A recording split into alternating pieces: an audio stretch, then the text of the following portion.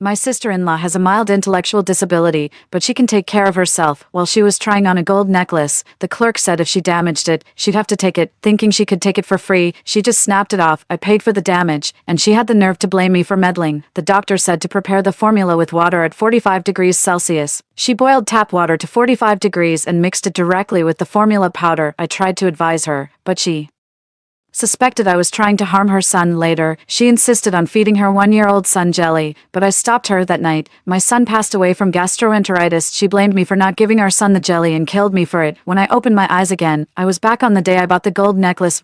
You said yourself, if you break it, you buy it. So why are you asking me for money? My sister-in-law, Jojo, was throwing a fit in front of the counter. She was 7 months pregnant and wanted to buy a gold necklace for her unborn child. The saleswoman had reminded her that she would have to pay for any damage. Somehow, she got it into her head to just snap the necklace and stuff it in her pocket. Now that they're asking for payment, she's having none of it. She's a little pregnant lady who never lets herself get shortchanged. Just now at the bubble tea shop, she complained that her mango pomelo sago only had mango and no pomelo, and she insisted on complaining until she got a refund. Even now, she was utterly unapologetic. That salesgirl is really just a gold seller, isn't she? She just wants us to spend money, don't you think so, sis? For a moment, I was lost in thought, remembering my past life. In that past life, I patiently explained things to Jojo and helped her pay the money back. Not only was she ungrateful, but she also blamed me for meddling, planting the seeds of resentment early on. Later, when she had a son, I offered advice as her doctor. She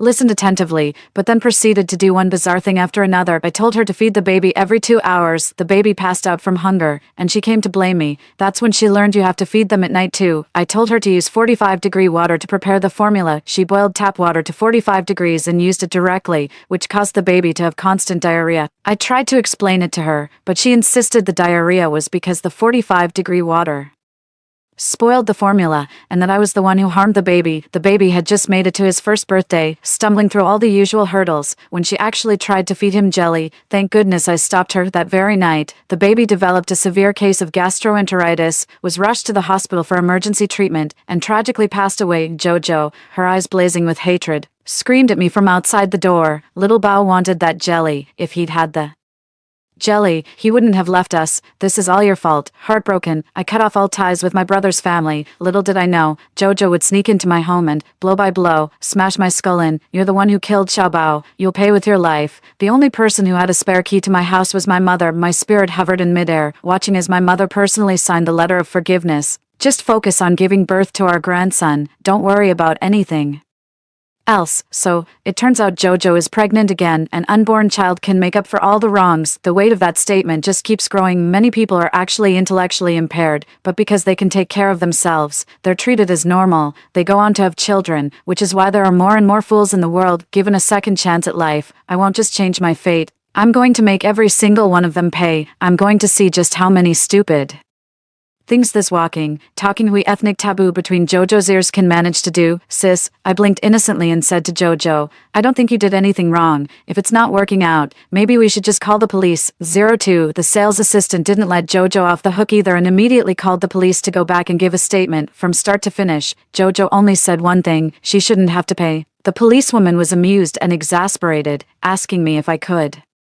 make Jojo understand. I firmly tipped Jojo's hand. I don't think my sister-in-law did anything wrong. That salesgirl was deliberately trying to scam her. Nonsense. Then you can just wait to be sued. You'll end up in jail. Hearing the word jail, Jojo started to panic a little, seizing the moment while the officer turned to get some documents. I leaned in and whispered in her ear, Sis, I heard pregnant women can't get the death penalty. Even the courts can't touch them. I should be fine, right?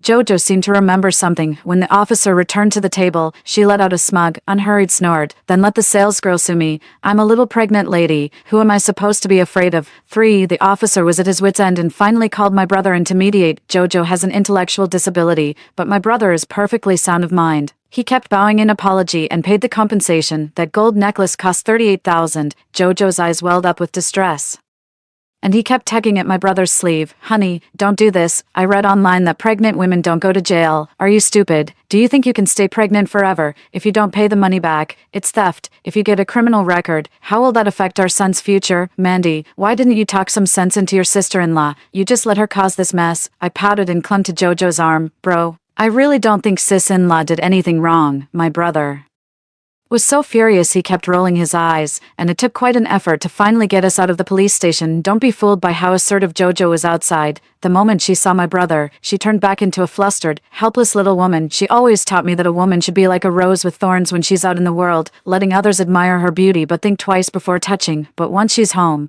she should melt into a puddle of tenderness, to be cherished and protected by her husband. Honey, this little pregnant lady is so silly. Hit this silly head of mine. Hit it, hit it. My brother was a bit annoyed at first, but his heart instantly softened upon hearing that. He took Jojo into his arms to comfort her. They exchanged a few words I couldn't catch, then suddenly shot me an inscrutable look. That evening, I got a message from my brother Mandy. I couldn't talk your sister-in-law out of it. She says she's not solely responsible for the necklace. How about you two split the cost? For I let out a cold, mocking laugh. In my past life, I covered Jojo's debt of $38,000 and had to ask my brother for the money, but Jojo claimed I should give her son a welcome gift instead, so the debt was forgiven. For the sake of family, I ultimately let it go. I wouldn't give this message the time of day now. Jojo was always the one starting fights in the past, but come to think of it, was my brother really completely innocent? He wants money, a son, a second child. He doesn't have to ask for it himself. His mother and wife will charge into battle for him. All he has to do is hide behind the women and reap the benefits, as if he's any better himself. With that thought, I gathered up all the cash I had on hand, dumped it all into a stock I was sure would hit the limit up, froze my credit cards, and left myself with just a few $100. A few days later, during a family dinner, my mom quietly unlocked my phone and, while I was busy picking up food, suddenly used it to scan my face for a payment.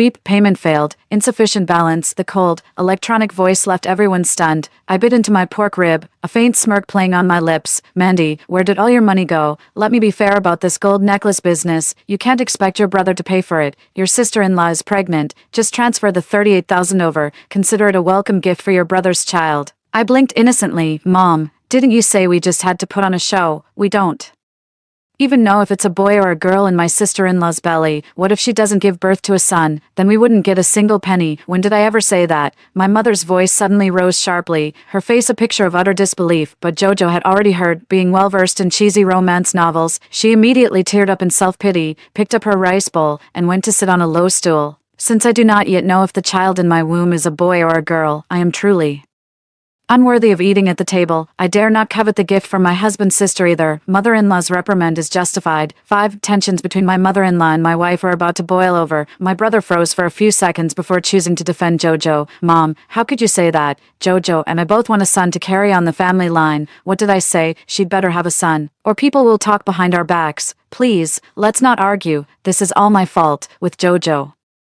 fanning the flames, my brother was so upset his eyes welled up. He ended up arguing with my mom at the dinner table, and the whole scene turned into a complete circus. In our family, Mom has always been the dominant one. Dad just sat there quietly, sipping his mitai and eating, only to suddenly throw in a reproachful remark. Your mother may have 1,000 faults, but she's only thinking about carrying on the family line. He said it with such a condescending tone. Her husband was so besotted he'd have kept his delicate wife in his pocket if he could. Jojo tried to mimic the frail, dramatic swoon of a novel's heroine, but then she actually fell to the ground, and immediately, there was blood. 6. When the 120 ambulance arrived, my mother pulled me aside with a grim expression and instructed me, you go with them, you doctors have your connections, find out if it's a boy or a girl in her belly. I should have realized it much sooner. My parents were always distant with me growing up. My brother got the best of everything, while I wore hand-me-downs from relatives and relied on financial aid for university. It wasn't until I graduated from medical school that they suddenly started showing concern. I thought my success had finally opened their eyes, so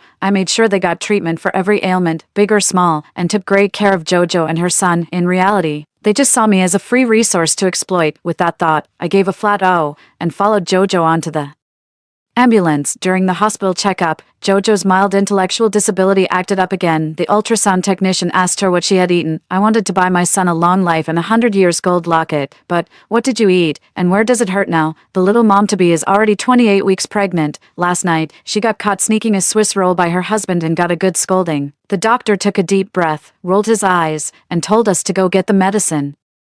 Jojo suddenly grabbed the doctor's arm. Is the baby a boy or a girl? Please, tell me. We have rules. I can't say. Doctor, just tell me quietly. Your condition isn't serious. Go home and get some rest. The golden locket is a very auspicious symbol. I raised an eyebrow, but Jojo didn't get it. He suddenly threw the instrument on the floor in a fit of temper. Is it because we didn't give you a big enough red envelope? So you're not talking. How much do you want? I can afford it. The Doctor's eyes widened in shock, telling her to get out immediately and stop talking nonsense. Ha, hit a nerve, didn't I? Jojo stood triumphantly with her hands on her hips. If you don't tell me, I'll report you for taking that red envelope. With a crowd of onlookers gathered outside, Jojo grew even more emboldened and pulled out her phone. Everyone, come and see. This OBGYN only agrees to reveal the baby's gender after taking a bribe. Out in the world, she was truly a rose with thorns.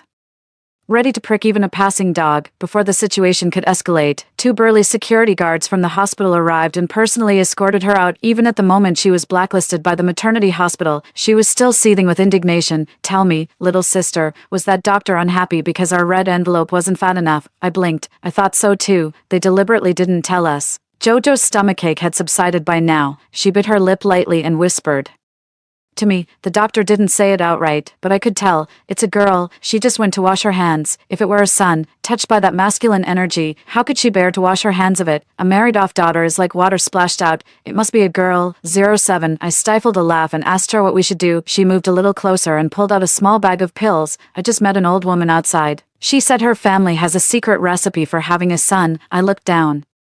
Gender-altering pill. Sis, I'm not as knowledgeable as you. What is this? Output only translation. Matching. Content_type. Format. Jojo said proudly. This is called a fetal turning pill. You've probably never seen it. Nowadays, doctors only know Western medicine. How could they understand our traditional Chinese medicine? These folk remedies are so effective that hospitals hide them away to protect their own market share. It's like bad money driving out good. You know, I couldn't help but laugh. Now I get it. Sis, you're right. I should listen to you. You always know best. Remembering I was also a doctor, Jojo quickly tucked the pills into her bag, as if afraid I might steal them even though I'm just a surgeon. The hospital is always full of these charlatans preying on the gullible. In my past life, I repeatedly warned Jojo not to listen to them and take those random pills. I even pulled strings to get a professor to help her recuperate. This time, I'm not getting involved. 8. Perhaps from taking too many of those fetal sex-change pills. Jojo didn't give birth until she was 41.5 weeks along. In a small city like ours, the best gynecological resources are all at the maternity hospital, but since she was blacklisted there, she had to be rushed to another hospital at the last minute. They just added a bed for her next to the bathroom, and she suffered a great deal more because of it. The baby was indeed a boy. Noticeably larger than average, he had a broad face, a high nose bridge, and full lips. My mother praised these as signs of good fortune, and she even started looking at Jojo a little more favorably, perhaps because of those fetal sex-changing pills. Jojo's recovery was very slow. My parents asked me to help her through her postpartum confinement. Since I am a doctor, I shook my head and said with frustration, every trade has its master. I'm a surgeon. What if I mess up while taking care of her? Ruin my sister-in-law's health, and she can't give birth to a son for the second child. My mother thought it made sense and told me to keep my distance from my nephew. Women are vain energy. You mustn't disrupt the little boy's masculine young energy. So I naturally went into stealth mode, ignoring messages, offering no advice, quietly moving assets, and even temporarily boarding my 2 puppies at my boyfriend's place when Jojo finished her postpartum confinement. My mom refused to help her bathe and didn't want to hire a caregiver, so she called me over instead. I also wanted to see how much she had put the child through. After a month apart, Jojo looked much more haggard. Postpartum confinement is supposed to help you recover, but her face was deathly pale, and her skin was so white it seemed abnormal, almost like she was anemic. As I bent over to run the hot water, she suddenly said in a snide tone, "Little sister, I saw the photos on your social media. Just how many boyfriends have you gone through? As your sister-in-law, I have to remind you, a girl's most important quality is her chastity. Even if that gentleman is handsome and has a great body, men will mind if you're not a virgin." Jojo's words were laced with a sour, jealous tone, yet suddenly tinged with a hint of smugness. Your sister-in-law and your brother were each other's first love. They've only ever had each other. Even after all these years of marriage, your brother still praises me, saying my first night was like a maiden's. During my confinement after childbirth, he would often shine a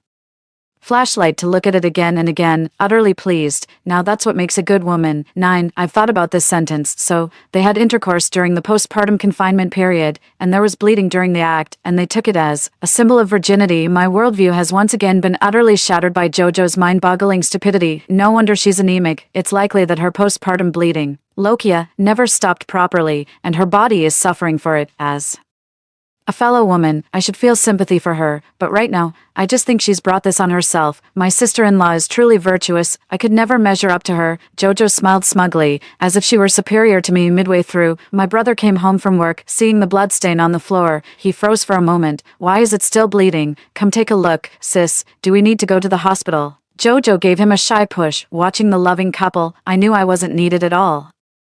Why are you calling me sis? That's so embarrassing, and it's all your fault. 10. While the couple was lost in each other, I slipped into the bedroom to check on the baby, just as I'd feared. The child hadn't grown much, and his little face looked even thinner than when he was first born. Hearing someone, he immediately broke into a fit of hysterical crying. Jojo and my brother were too busy fooling around during her postpartum confinement, so they definitely didn't feed the baby at night. No wonder it's starving, but I won't say another word to remind them. My brother heard the noise and rushed out, frowning as he asked me, "This baby is so much harder to care for than others. It's either sleeping or crying, and no one can soothe it. It's really strange. Sis, do you get it? Maybe you could ask a pediatric professor to take a look for us," I said with a reassuring smile. Brother, even my nephew's cries are louder than other babies. That's a sign of strong vitality, not necessarily a bad thing. Don't worry. My brother thought about it and agreed, letting out a sigh of relief. Just then, Jojo ran out of the bathroom, scooped the baby into her arms, and began to soothe it. The ravenous baby clamped down hard on her chest, making her cry out in pain. Then, to my surprise, she cast a shy, almost coquettish glance at my brother. "But I just fed him half an hour ago. Looks like our son is jealous. He's not happy you're stealing his food." Hearing that kind of cloying, submissive wife talk from a romance novel made me sick to my stomach. I turned and hurried into the kitchen to calm down. A few minutes later, Jojo ran into the kitchen and pulled a can of formula from the cupboard. "To avoid making your brother jealous, let's start giving the baby some formula from today. Generally, it's best to start feeding formula when the baby is around 6 months old, but this child is only 1 month old. Looks like he's in for a rough time." 11. My brother didn't say anything about weaning the baby off breast milk, but the news quickly reached my mother Fiona's ears. Fiona was furious. She called me for help, stormed into my house, and slapped Jojo, feeding him formula from birth. "Are you trying to starve my grandson to death? If you are determined to blame me, any excuse will do. You are the elder mother-in-law. If you wish to reprimand me, I shall accept it." Fiona was absolutely disgusted by Jojo's fake, innocent act. Her eyes were red with rage, ready to fight her to the death. My brother rolled his eyes and pretended to mediate in the middle, and the whole house descended into chaos again. "Mandy, you're a doctor. You tell me, how can a newborn baby drink formula?" "Mom, I'm a surgeon. I don't know anything about pediatrics." I rubbed my hands together awkwardly, determined not to speak out of turn like I had in my past life. In the midst of the argument, the baby woke up. Its sharp cries brought everyone back to their senses. Jojo picked up the baby bottle and went into the kitchen to prepare the formula.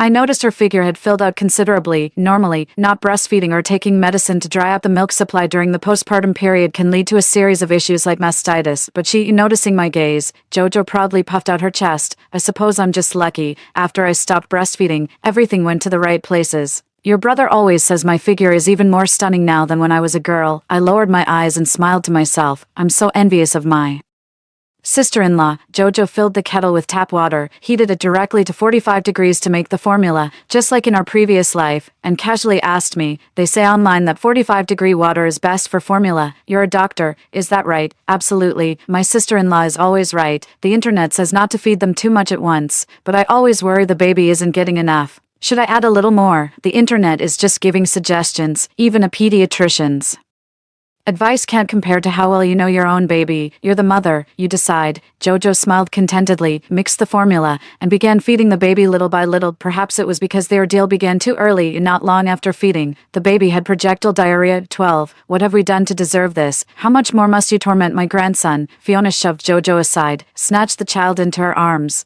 and wept with heartache. Jojo panicked too, tugging at me and asking non-stop, "What's going on? I used 45-degree water to make the baby's formula. Is there a problem with that?" "Not at all. The diarrhea definitely isn't from the formula." Jojo quickly grabbed her phone for an online consultation and, after a flurry of activity, finally breathed a sigh of relief. Someone in the mom group just said that newborns occasionally have diarrhea, and it'll pass on its own. I was about to agree when my brother, the only sensible one in the family, spoke up. "You're still asking the mom group take the baby to the hospital." He had just grabbed the car keys when Fiona suddenly shouted, "What's the point of seeing a doctor? You know perfectly well why my grandson has diarrhea." Fine. So his own mother won't feed him, is that it?" Then his grandmother, will do it. I won't let my grandson suffer. With that, she grabbed the child and rushed into the bedroom through the crack in the door. I witnessed a scene that absolutely blew my mind. Fiona actually unbuttoned her blouse and breastfed the baby herself. 13, but Fiona is over 50. How could she possibly still have milk? Sensing something was off, the child took a couple of sips and then burst into loud sobs, perhaps out of sheer hunger. When Fiona approached again, the child didn't refuse and began to eat obediently. Fiona smiled happily. Go ahead and eat. Grandma saved this just for her good little grandchild. Back then, I couldn't bear to give it to Mandy. A girl just needs some rice porridge. What does she need breast milk for? That's for boys. It's nutritious and helps them grow into strong, capable men. Take your time, eat a bit more. Watching Fiona's blissful smile, a wave of nausea churned in my stomach. I don't remember anything from my infancy, only that I was frail as a child, not strong and robust like my older brother, so it was discrimination from the very moment of birth. She doesn't like girls. Yet she herself is a woman, the sons and grandsons she dotes on so fiercely. Don't they still take their husband's surname, carrying on the male lineage? Why do the men in the family always get to quietly slip away, leaving the women to fight, scheme, and even harm each other over the pressure to bear a son? Have you eaten your fill, my dear grandson? Grow up healthy and strong. Hearing those words, I let out a cold, mirthless laugh. I'd like to see just how long this child can survive under their relentless torment. 14, time flies, and in the blink of an eye, the spring festival gathering has arrived. After 6 months apart, JoJo looked radiant. Not only had her figure filled out, but her skin had also become more delicate, making her even more endearing than in her youth. She felt rejuvenated. In reality, this was a manifestation of abnormally elevated estrogen levels. The fetal sex reversal pills caused irreversible changes to her body. Giggle, giggle, giggle. JoJo's son was named Paxson. He drank formula during the day, and at night, Fiona would sneak into give him a breastfeeding session. The little boy, just over 7 months old, was bigger than other kids his age. With a large head, he'd swing his chubby little arms and hit me. Over and over, Mom and Dad praised the child for being so robust and encouraged him to hit a few more times. His older brother was absolutely delighted by it too. Seeing my stern expression, Fiona told me, "How much can a child's punch really hurt? You should be happy he's so strong." I had Paxson look at Fiona's face. Paxson laughed and punched Fiona, giving her a bloody nose. "Mom, ouch, quick, get some tissue." JoJo rushed to take care of Fiona. My brother has already smoothed things over with JoJo and Fiona. Now both women are completely doting on his son. The moment JoJo put Paxson on the table, he peed right into my cup, staring at me and giggling, seeing that I ignored him. He then kicked my phone off the table and laughed even more triumphantly. Some kids are just born rotten. Seeing I was about to lose it, JoJo tried to calm me down. "It's fine. Kids' pee is perfectly clean. Then you drink it." 15. JoJo's smile froze. She picked up the child and went into the kitchen to help. She said she was helping, but really, it was because taking commemorative photos had become a trend in the mommy group chat. JoJo was envious of others kneading dough and making dumplings with their babies, and she wanted a photo of herself and Paxson doing the same. Seizing the moment when my mom wasn't around, she quietly asked me, "The baby has never worn shoes, and his little feet are perfectly clean. It should be fine for kneading the dough, right?" I was stunned for a full 3 seconds before slowly nodding. "It's fine. Little kids are very clean." JoJo laughed as she placed Paxson into the dough basin. His 2 little feet sank into the proof dough, and he stomped around to his heart's content. They were both absolutely delighted. JoJo went to get a bottle midway. Paxson gave me that mischievous grin again. I just grinned right back at him. I quietly watched him water the dough with a little squirt gun. That bowl of dough was eventually turned into dumplings and served at the dinner table. Since everyone in the family is fond of this little boy, let's all try the dumplings he made. 16. On the first day of the Lunar New Year, blisters started forming around the mouths of everyone in the family. It seemed like some kind of bacterial infection. The blistered areas quickly ulcerated, oozing pus, and were both painful and itchy. By the 5th day, the pain was so severe we couldn't eat. So we went to the hospital. The doctor said our entire family had contracted athlete's foot in our mouths. I feigned surprise. "How could you get athlete's foot in your mouth? Was the food unclean? I've had gastroenteritis and couldn't eat these past few days. What has everyone else been eating?" As we all sat together trying to remember, JoJo suddenly muttered, "Could it be related to the dough the baby needed?" But the baby's feet were clean. As soon as the words were spoken, my parents and my brother's expressions changed in unison. Fiona demanded loudly, "What do you mean by that?" JoJo bit her lip in grievance and refused to speak, so I stepped in to explain on her behalf, and even added, "A 7-month-old baby is perfectly clean all over. The dough kneaded by those sturdy little feet might even taste better." My sister-in-law was just thinking of everyone's best interest. My dad couldn't hold it in any longer and went outside to find a trash can to throw up in. My mom turned deathly pale, her hand trembling as she pointed at Jojo. "How could you not tell us about something this important sooner? You should have given us some warning. It seems my daughter's impurity has tainted the son she bore. No wonder both his father's and his mother's families look down on him. What's with the sarcasm? Seems to me some people can't wait for this old woman to die, so I won't be in the way of her raising her son." "Mom, what are you saying? That's not what Jojo meant at all." The long-standing feud between Fiona and Jojo flared up instantly. The moment Jojo started crying, my brother's heart ached for her, and they caused a huge scene right there in the examination room. In the end, the doctor had to tell them to quiet down. It might not be the dough. It could be kitchenware contaminated with athlete's foot that wasn't properly cleaned. Even a 7-month-old baby can get athlete's foot. "Bring the child over and let me have a look." Jojo tearfully handed over the child. The doctor had only examined the child for a few seconds when his expression changed drastically, and he immediately stood up. "This child is unresponsive and has a grayish pallor. Notify the resuscitation team." Now, 17, Jojo's son was rushed into the emergency room. The onset was a full 6 months earlier than in his previous life. It seems the whole family's efforts were in vain. Fiona and Jojo were in shock, sitting outside the emergency room crying uncontrollably. It was my brother who finally stepped up, laying into them one by one. "Mom, can't you be a bit more careful? Jojo is raising a son for the first time, but you're not, and you, honey, need to take a hard look at yourself. Paxton was right there in your arms, and you didn't even notice he'd passed out." My dad didn't say a word, but he kept sighing, deeply disappointed with the two women in the house, watching from down the hall. It suddenly struck me how pitiful and foolish women in patriarchal families can be.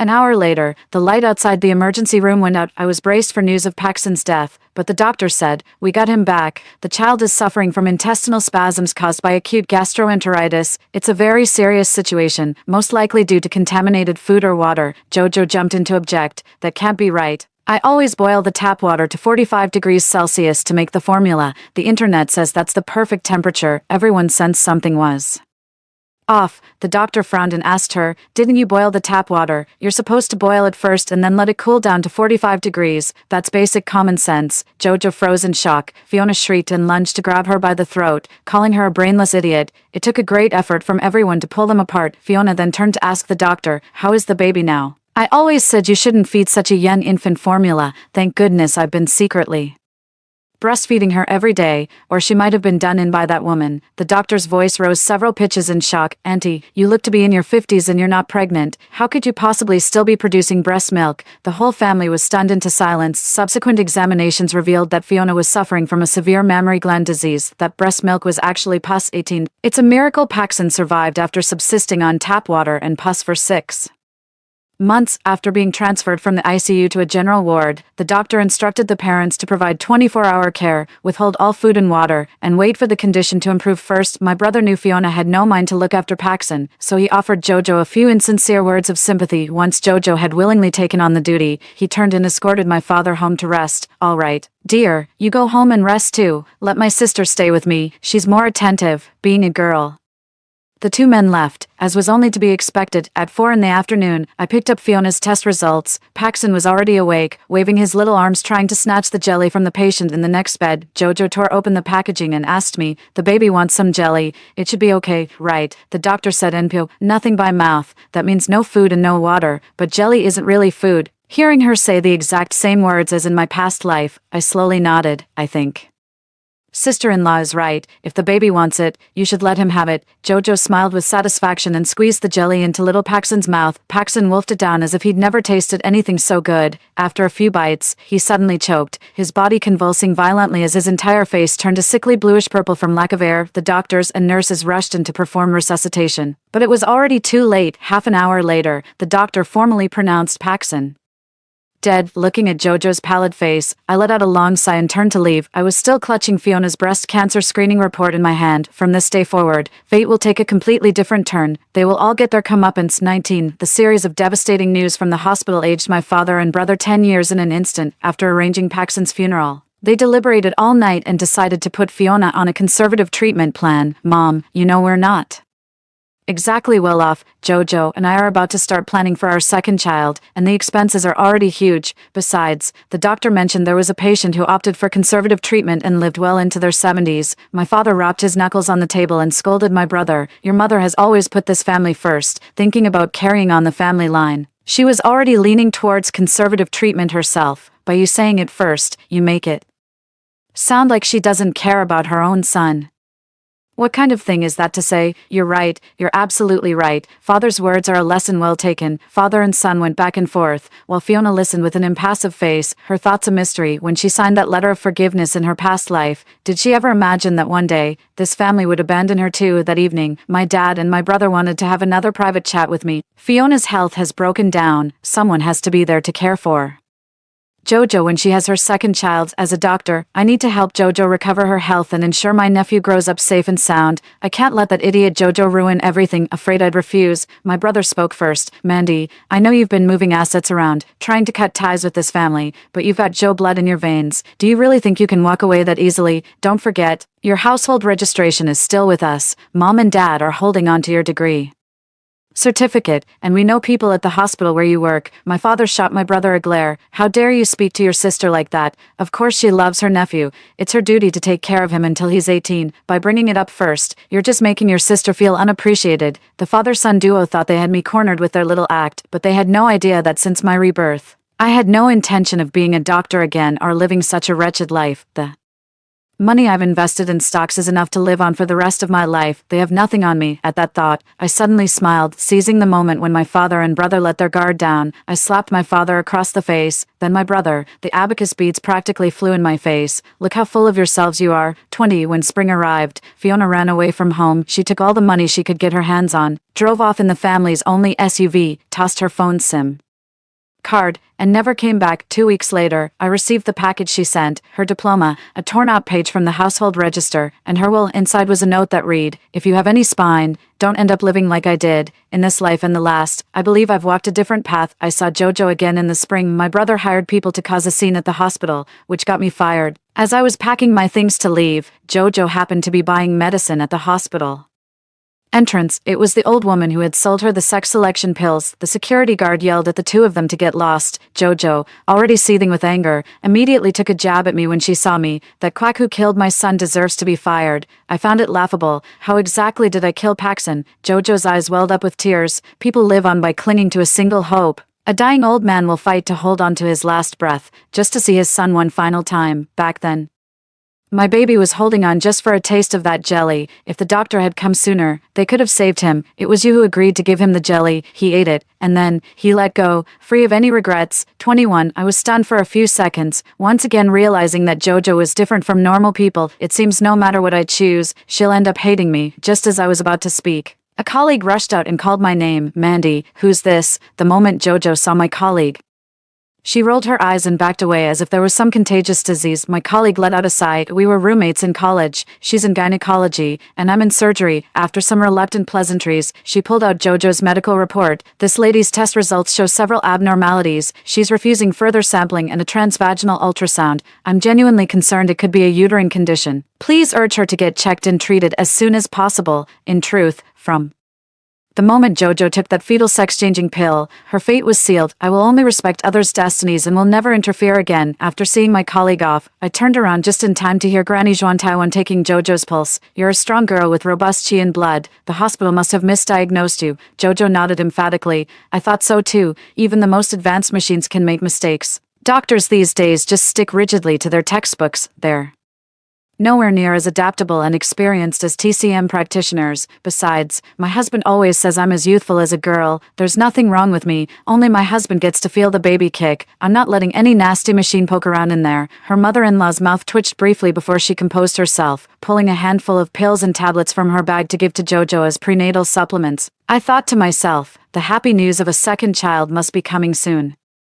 22. Another year passed. With seasons turning, I had already moved out, opened my own account, and bought my own house, yet there was still no sign of a baby bump from Jojo. My dad and my brother were starting to get restless. By chance, a friend who was also on the dating scene came across my brother's online dating profile. It says single on there. After some thought, I privately messaged my resume to a few young ladies whose IP addresses were in Thailand and Myanmar. 2 weeks later, my dad posted a photo from his trip to Thailand on his social media. In the background, my brother was holding hands with a mixed-race, long-haired beauty. Jojo was nowhere to be seen. Another 2 weeks passed, and I received a video. My dad and my brother are staying in Myanmar for business for now and won't be coming back. They're doing well over there. Another half a month passed, and I got a video call from my brother. He was badly beaten up. He asked to borrow 800,000 from me to come Back to the country, don't ask why, and don't tell our dad. Before my brother could even speak, I told him some good news first. Brother, you're always so busy with work, you probably didn't even know your wife is pregnant again, did you? Jojo appeared on camera, giving me a rare, pleasant look as she shyly stroked her belly and said, ever since I took the pregnancy stabilizing medicine prescribed by the old doctor,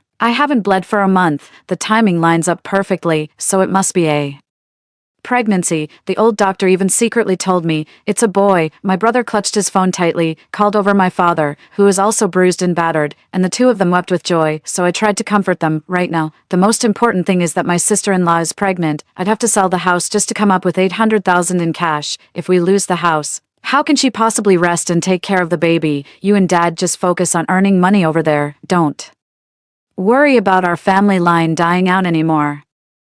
There was a silence on the other end of the line, followed by what sounded like a few screams in the background, and the two of them began to tremble in unison. Finally, my father gritted his teeth and hung up the phone. Don't worry about us anymore. Take good care of your sister-in-law and raise your nephew. 23. 6 months later, I received a call from the police. It turned out my father and brother had been tricked and taken to a place in Myanmar called the Didnt Park. Cross-border cases involved complex procedures, so they could only do their best. I expressed my shock and grief, and fervently hoped the kind and efficient Myanmar police would rescue my family. During those 6 months, Jojo also collapsed from severe bleeding and was rushed to the hospital, where she was diagnosed with uterine cancer. She dismissed the hospital's diagnosis, convinced that traditional Chinese medicine would cure her. She even summoned a whole gaggle of country relatives to make a scene at the hospital, an episode that became legendary gossip in every department ever since the news broke about my dad and brother being scammed into going to Myanmar. Jojo's side of the family finally showed up. They moved right in, and their transparent scheme to stake a claim couldn't be more obvious. Now that I've left the Zhou family, she, as the daughter-in-law, is the only one left to inherit the two properties and the savings. But what she doesn't know is that, to prevent her from claiming half the assets, my brother had the property deed put in our father's name before they even got married. Jojo doesn't have the final say over these assets yet. Shouldn't we at least sell the house first to raise the money to get the two men out? If we pay the money and they still don't come back, well, I guess we'll just have to write it off as bad luck. As for the remainder, we'll have to distribute it according to Fiona's will. There probably isn't anything left, is there, after the spring festival, eh? Former colleague called me to talk about Jojo, and I really didn't know whether to laugh or cry. That eccentric woman came to our department again to register for a checkup. She was saying something about her doctor grandma running away, crying and begging us to save her life. Then, when she went to pay the bill, she insisted that 018 was larger than 09. Claiming our hospital was overcharging her and threatening to expose us on television. I've never seen anyone like this, I thought for a moment and gave a faint smile. Some people are actually mildly intellectually disabled. They just seem normal because they can take care of themselves. Story 2. The sharp scent of disinfectant hit me as I clutched my husband's work jacket. Beneath his blue-striped hospital gown, circular marks from the ECG electrodes still dotted his chest. Mom, you should head back first. My son draped the down jacket over my shoulders. Maggie has been waiting with Tiger in the kids' area for quite a while. The day James brought Maggie home, the kitchen faucet kept dripping. Hello, Auntie. Maggie stood at the doorway holding a fruit basket. She was wearing a beige knit sweater with her hair in a ponytail, and the pearl earrings on her earlobes were practically blinding me. The heart monitor suddenly shrieked. I counted the chaotic green numbers flashing across the screen as doctors rushed into the room. George's eyes were still open, but the light had gone out of them. James nervously rubbed his hands together. Mom, this is Maggie. When I opened my eyes again, harsh fluorescent lights glared down. Maggie followed to help, her nails neatly trimmed and clean. In her past life, she always wore black nail polish, but now only a clear coat remained. Congratulations. Nurse Nora's voice drifted from across the room. A healthy baby boy, 8 pounds and 3 ounces. I'll take care of it. Maggie dried her hands and took the teapot with the natural ease of someone in their own home. I looked down at the purplish, wrinkled bundle in my arms. Damp wisps of hair clung to his forehead, tiny fists clenched tight. The delivery room 30 years ago was poorly heated, frost patterns blooming on the window panes. James immediately stepped aside, his fingers unconsciously picking at loose threads on the sofa cover. He looked at Maggie as if she were a fragile porcelain figurine. Let me see. George bumped into the enamel basin as he pushed forward. His fingers still carried black grease stains from the auto repair shop, leaving 2 smudges on the swaddling clothes. George cleared his throat. What does Maggie do for work? The baby suddenly opened his mouth and wailed. This little creature, who would someday make excuses about working late over the phone, was now drooling all over my hospital gown. At dinner, Maggie served food to everyone. The braised pork belly she gave me had the perfect lean-to-fat ratio. Exactly the kind I usually pick out for myself. James's bowl was piled high like a small mountain, and he ate every last bite, not even leaving a single shred of ginger. How about we call him James? My husband poked the baby's cheek with his wrench-like fingers. When he grows up, he'll come to the factory with me and become the youngest grade 8 worker. Your cooking is amazing, Maggie said, wiping the corner of her mouth. James always says your meals are better than any restaurants. The cork on the thermos bounced twice. It reminded me of the same man.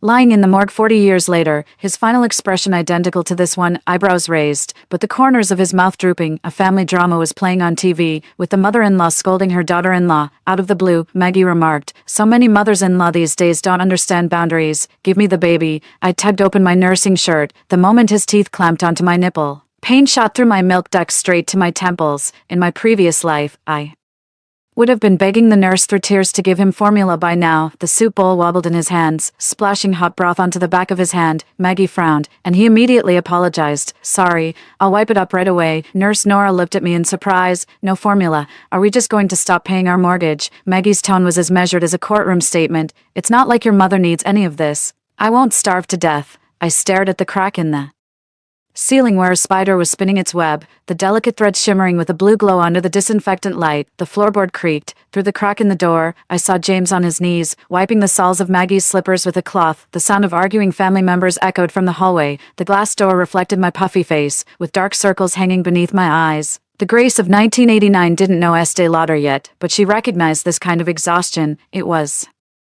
the same face that had stared back from the mirror in my previous life.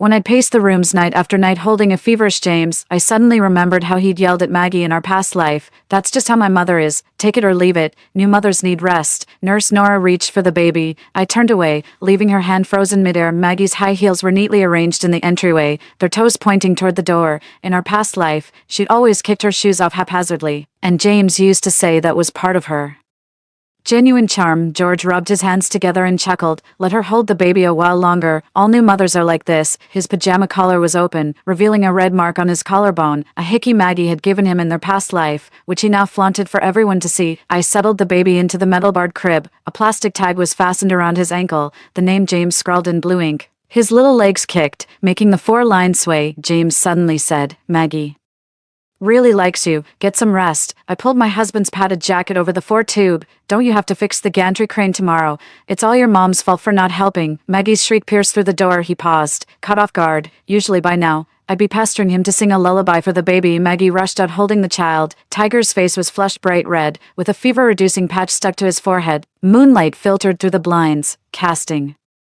alternating stripes of light and shadow on the floor. Counting the rhythmic drips from the floor, my mind drifted back to this very day in my past life. That night, I'd insisted my husband take leave to stay with me, and the gantry crane malfunctioned, injuring 3 workers. Maggie took half a step back, and Tiger's foot kicked me in the chest. His foot was burning hot. I could feel the heat even through my sweater. Last time he had a fever, I took an overnight train to bring him medicine. The baby suddenly choked on milk. I watched his flushed face without moving. By the time Nurse Nora rushed over to pat his back, the gurgling in his throat already sounded like a broken bellows. "Save your fake concern." Maggie's voice was hoarse. "Didn't you want to foster independence? What kind of mother are you?" The nurse glared at me. The rag in James's hand fell to the floor. He glanced at me, then at Maggie, and suddenly began unbuttoning his shirt. The 3rd button popped off, revealing scratch marks below his collarbone. My fingers found the Nokia under the pillow. The feel of its plastic case suddenly transformed into a hardcover medical record. The name George on the cover stained yellow with iodine. A critical condition notice was tucked inside, dated November 17th, 2023. "From taking leave," he explained immediately, noticing my gaze. Maggie needed company with her postpartum depression. The delivery room door creaked open. George entered carrying an aluminum lunchbox, grease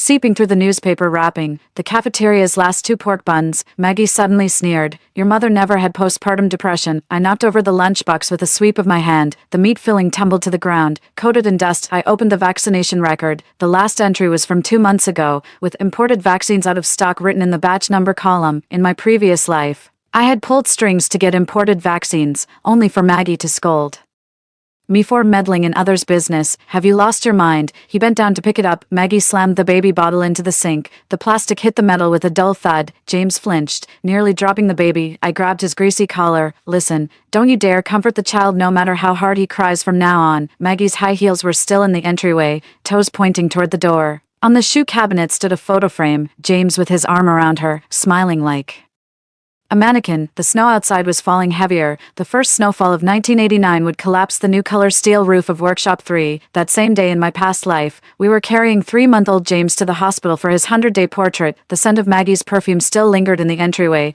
I scooped up Tiger and headed out, James jogging to catch up. His slippers slapping against the damp patches on the hallway floor. Snow pellets pelted the windowpane as I counted the sobs. From the crib, James's voice was hoarse, but he kept crying. The 3-month-old wailed like a kitten being strangled. As dusk settled in, the phone rang sharply. James's voice was hushed, but in the background, Maggie was shrieking, "What's wrong with asking your mom for money, Grace?" George was pacing his third circle by the doorway, his work clothes carrying the scent of iron rust from the workshop. I didn't catch the rest. A commotion erupted from the end of the corridor, and James came. Hurrying over, 2 buttons on his shirt mismatched. Behind him trailed Maggie and her mother, their heels clicking sharply against the floor. I flipped through the English edition of the parenting guide, pages rustling. The book claimed delayed gratification fosters independence, so I underlined that part with red pen. The ink bled across the paper, spreading like that pool of blood in the delivery room. Maggie stood nearby scrolling through her phone, the screen's glow highlighting her puffy eyelids. She nudged James's heel with her foot and said, "Well, say something." Crying too long damages the lungs. He reached toward the crib, his fingernails caked with grime. Maggie finally put down her phone. She stared at James for a few seconds, then suddenly grabbed Tiger's hand and said, "Come home with Mommy." I snapped the book shut on his knuckles, trying to turn him into a good-for-nothing. The corner of the book left a red mark across his thumb webbing. He'd always spoiled the child like this in our past life. James couldn't even tie his own shoelaces at 30 without my help. Tiger suddenly broke free from Maggie's grasp. He ran up to James, stood on his tiptoes to wipe his father's face, and said, "No cry, no cry." The practice motion was heartbreaking to watch. James suddenly broke into violent coughs, his little face turning purple. George rushed to support his back, but I yanked him back by the pant leg. The iron bars of the crib dug into my ribs, a chill seeping deep into my bones. Everyone froze. James was the first to snap out of it. He scooped up Tiger and bolted for the elevator. Maggie screamed and chased after them, while her mother-in-law nearly tripped when her high heel got caught in some medical forms. "He won't cough himself to death." I stared at the wall clock. As the second hand hit 12, a gurgle came from James' throat. He spat out phlegm streaked with blood. His cries growing weaker instead. James stood frozen, his eyes fixed on the red booklet as his Adam's apple bobbed. The click-clack of high heels echoed from the end of the corridor as Maggie approached with Tiger, the hospital wristband still wrapped around the child's tiny wrist. George's eyes were as red as freshly quenched steel in the workshop. He kicked over the stool on his way out, sending the enamel mug clattering across the concrete floor. Lily next door peeked through, and I slammed the door shut. "What is this?" Maggie snatched up the property deed. As she flipped it open, her nails scraped white streaks across the paper, the rhinestones on her manicure glittering coldly. At 2 a.m., James was still whimpering. I touched his forehead. His baby hair was matted into damp clumps with sweat. In another life, I'd be holding him right now, singing Little Swallow in flowered clothes. But now the lullaby caught in my throat, a hard, sour lump. Maggie's face looked like she'd been punched. Her lips trembled. Then she suddenly hurled the property deed to the floor. "Stop pretending to be the good guy. Now you decide to give me the house." Nurse Nora knocked, bringing the sterile hospital smell with her. She carried in 4 bags of glucose, the collar of a red sweater peeking out from under her white coat. I'd knitted that same sweater for James last year. Before he'd thrown it in the trash, the pages fanned open, revealing the sole ownership stamp inside. James crouched down to pick them up, the vertebrae in the back of his neck protruding sharply the moment his fingers touched the paper. Maggie's high heel came down on it. "His vocal cords are damaged," she said, crouching to examine James's throat. The cotton swab she pressed against it came away tinged with fresh blood. Tiger suddenly broke free from his mother's grip. He ran to James's side and mimicked his father, reaching for the scattered papers. The child's small hand pressed against the tip of Maggie's shoe as he said in his tiny voice, "Mommy, don't be angry." I held out the English book. "The American experts say." Maggie's foot shot up as if she'd been electrocuted. She raised her hand to strike the child, but James suddenly stood up and stopped her. "Grace," she cut me off, her nails digging into her palms. "Infants need skin-to-skin contact." She pointed at James's chest, where the skin had taken on an unnatural bluish-gray hue. The sound wasn't loud, but the hospital room instantly fell silent. James stood ramrod straight, his shadow cast on the wall like a stranger. Maggie's hand froze mid-swing, the rhinestones on her manicured nails glittering back and forth. I laughed. Page 76 of the book stated that premature dependence leads to adult weakness. I should frame that line and give it to his future wife on their wedding day. Maggie suddenly let out a piercing scream. She grabbed the glass from the nightstand and hurled it against the wall, shards spraying near Tiger's feet. The child didn't flinch, only closed his eyes in a reflexive blink. Nurse Nora looked back 3 times as she left. Her Leather boots carved deep holes in the snow, just like the footprints from that night in another lifetime when James ran away. I stood by the window, my breath fogging up the glass, opened the door. Maggie's voice cut through the sound of the rain. Tiger's fever has hit 40 degrees. George sneaked into the room around midnight. He was clutching a rattle, the plastic wrap still intact. I opened my eyes to see him bend over, cooing at the baby. His silhouette looked as ridiculous as a clumsy gorilla.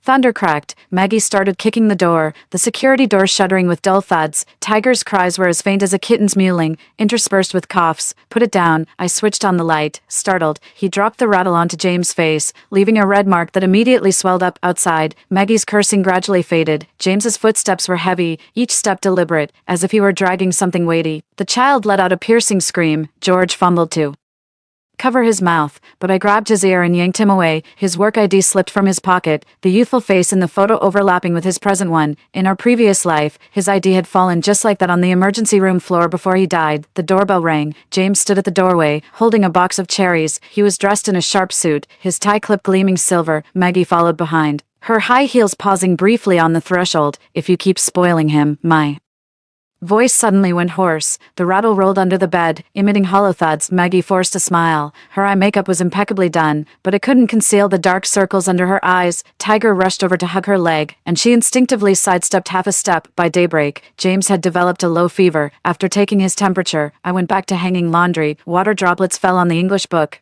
causing the letters to blur into tiny blue insects. George called from the factory, his voice drowned out by the workshop noise. Maggie picked up a piece of chicken breast with her chopsticks and placed it into James's bowl, the tips tapping lightly against the plate. James immediately raised his bowl to receive it, not daring to wipe the broth that splashed onto his cuff. Feeding time's over, I muttered to the wall clock. James was wailing in his room, crying so hard he started hiccuping, his tiny fingers scratching at the crib rails until they squeaked. How much is the taekwondo class? Maggie asked abruptly. Lily brought in a bowl of steamed egg custard just as I was jotting down the duration of his crying fit. The golden yellow custard shimmered with droplets of oil. She scooped up a spoonful and moved it toward James's mouth. James dropped his chopsticks as he bent down to pick them up. His forehead nearly hit the corner of the table. Maggie frowned, and he quickly explained, "The floor's too slippery. Take it away." I slapped her wrist away.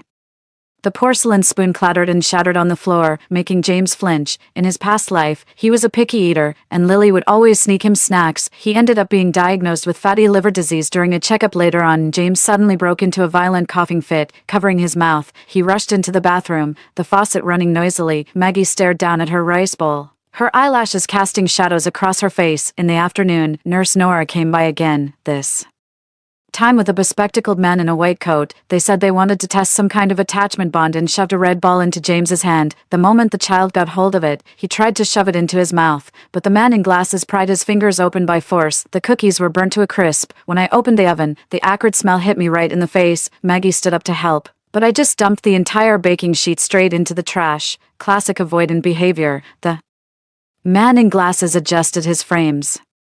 His pen leaked, leaving a question mark-shaped blot on the form. James lingered in the kitchen doorway, hesitating to speak. He rubbed his fingers against his pants seam, his cuffs still stained with grease. When Maggie asked him to pass the soy sauce, he nearly knocked over the salt shaker. As I saw my guests out, I made a point of showing off the bookcase. The English originals stood in neat rows, their spines glinting in the sunset. Nurse Nora lingered behind the others, her hand trembled as she felt James's forehead. Water spilled across the floor, casting distorted reflections. James instinctively moved to get the mop, but a sharp glance from Maggie made him sink back into his seat. "Something bad will happen." Her voice was soft as falling snow. Maggie's chopsticks clattered to the floor. As she bent to pick them up, her hair fell forward, hiding her expression. Tiger hurried over to help, the yellow sash of his belt trailing along the ground. I smiled and pointed to a line in the book. Truth was, I couldn't read English, but I remembered James's homeroom teacher from my past life always saying this: scientific parenting. James cried himself hoarse in the middle of the night. When I lifted his little blanket to check, his diaper was soaked through, and a red rash had bloomed across his thighs. George was snoring like a chainsaw. I kicked him, but he didn't even stir. Moonlight fell across the crib where James was gnawing on his own fist. He saw me and suddenly broke into a grin, his toothless gums glistening with traces of blood. I pressed my hand against his chest. His heartbeat was racing so fast it felt like it might shatter his ribs. "Mommy only wants what's best for you," I murmured, stroking his coarse newborn hair. In his previous life, he'd kept that hair until he was 6, only agreeing to cut it when his classmates started teasing him. The kitchen faucet kept dripping. It reminded me of the water sounds in the morgue, that same rhythmic patter when George lay on the stainless steel table when James was 5. The plastic slide in his kindergarten still bore the scratches from the previous winter's ice. When I went to pick him up after school, I spotted him from a distance standing by the sandpit, clutching a broken crayon. Another boy was rummaging through his backpack for colored clay, the wrapping paper rustling noisily as it was torn. Mom, James' eyes lit up when he noticed me, but the spark quickly faded. He looked down at his shoes. The Velcro strap on his left sneaker had come undone. I didn't move. I'd read that children should work out their conflicts on their own and give it to me. When the boy snatched the last piece of clay, James curled his fingers but didn't resist. His lips were moving. I had to step closer to hear. My mistake. I'll bring you a new one tomorrow. The setting sun stretched his shadow long and thin, like a bamboo pole. In my past life, I would have rushed over to scold that boy by now. Instead, I just pulled out my notebook and wrote, conflict resolution skills, excellent. On the way home, James tripped and fell. His knee hit the concrete, and the first thing he said when he got up was, totally my fault. Wasn't watching where I was going. The street lamp flickered on. His shadow instantly shrank beneath his feet. Like a timid little creature, George was chopping ribs in the kitchen when the cleaver got stuck in the cutting board. He noticed the blood stain on James's knee and wiped his hands on his apron, smearing flour on it. How did that happen? He fell. I answered for James. What's a little scrape for a boy? James suddenly hiccuped. His fingers twisted the hem of his shirt, the fabric already pilling. In his past life, he never wore the same clothes for more than 3 hours. I was always worried about how dirty the kindergarten floor was. A light drizzle was falling on parent-teacher conference day. Ms. Lee adjusted her glasses. James is very mature for his age. She paused just a beat. Too long, almost too mature. Children's drawings were taped to the back wall. James had colored his son black, with I'm sorry scrawled in the corner. I recognized it as the one that got torn up last week. He'd secretly mended it with tape. When other kids take his lunch, he says he's sharing voluntarily. Ms. Lee's fingernail tapped the report card. When he gets pushed down, he says it was my fault. George's thermos suddenly fell to the ground. Tea spilled over James's drawing, turning the black sun into a cloud of ink. No one spoke on the way home. James walked between us, his left hand reaching for mine before pulling back. His nails were trimmed too short, his fingertips blunt and rounded. Happy now. George kicked over a stool the moment we entered, his work sleeve still stained with grease. He left black smudges on the wall, turning the kid into a doormat. James flinched. He crouched to pick up the shattered sugar jar, silent even when glass shards cut his finger. Blood droplets hit the floor. I counted 5 before tearing off a paper towel. That's what you call emotional intelligence. I opened the dog-eared copy of the parenting guide, pointing to a highlighted passage. In Western countries, George tore the book apart. Pages fluttered up and then drifted down, one settling over James's head. The boy froze, as if someone had hit pause. That night, I was jolted awake by crying. James's blanket was bunched in the corner where he'd curled into a tight ball. Mumbling something under his breath, I had to lean close to make out the words, Mommy, please don't leave me. The nightstand drawer was slightly ajar. When I pulled it open, I saw the comfort toy I'd thrown away last year when he had a fever. The giraffe's neck seam had split, and stuffing was bulging through the tear. James suddenly turned over with a sob. I quickly shut the drawer. The metallic clang sounded especially harsh in the quiet night. Moonlight filtered through the curtain gap, falling directly on his face. His tears caught the light, tracing shimmering lines down his cheeks. The last time I changed his sheets in the middle of the night, back when he was still wetting the bed at 6 years old, the moonlight had looked exactly like this. There was movement in the kitchen. George was heating milk, the microwave's rotating green light casting patterns on the wall. He passed through the living room with the mug and saw me standing outside James' door, the steam fogging up his glasses. Want some? He whispered, his voice barely audible. I shook my head. The scent of milk wafted over. It was whole milk, James's least favorite. In my past life, I would have bought him skim milk separately, and even added honey. James whimpered again in his sleep. His hand was sticking out from under the blanket, fingers splaying and then clenching, as if grasping for something. I felt the giraffe plush in my pocket, its fur already damp with sweat. The refrigerator suddenly kicked on, its hum drowning out James's murmurs.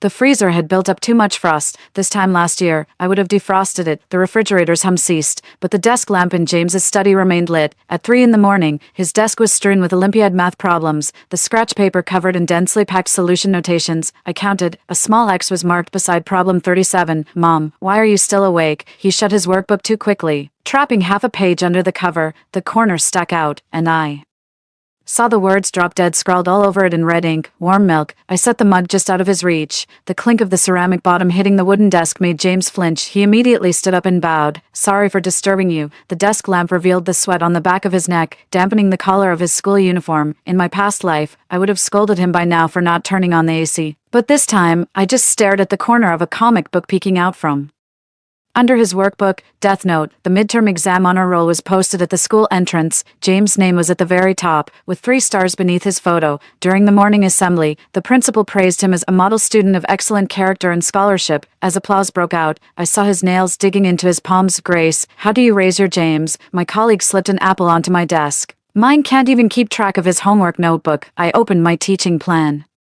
To cover my face, tucked between the pages was James' elementary school health examination form. In the psychological assessment section, it read excessive guilt complex. The ink had smudged, making the character for complex look like it was bleeding. The phone rang sharply just as I was grading monthly exam papers. Are you James' parent? The homeroom teacher's voice was hoarse. Please come to the school immediately. The surveillance footage from the hallway flashed by. I saw James bowing to the dean at a perfect right angle. The crown of his head was visible, like a tiny black hole. He admitted to helping others cheat. The homeroom teacher slid a note across the table. This is the cheating device. The note contained a chemical equation, the handwriting so neat it looked typeset, but in the bottom right corner was an inkblot shaped like a tiny fist. James always gripped his pen too tight when he was nervous, causing it to leak. Not his handwriting, I said, tapping my finger on the inkblot. The office door suddenly burst open. A boy wearing limited edition sneakers sauntered in, his earring glinting in the sunlight. Teacher, I can testify it was James who did it. James jerked his head up. His lips were moving, and I could make out the words. It's okay. What about the surveillance cameras? I asked. The dean cleared his throat. They were under maintenance yesterday. The boy in sneakers slung an arm over James' shoulder. You're a real stand-up guy. He pinched the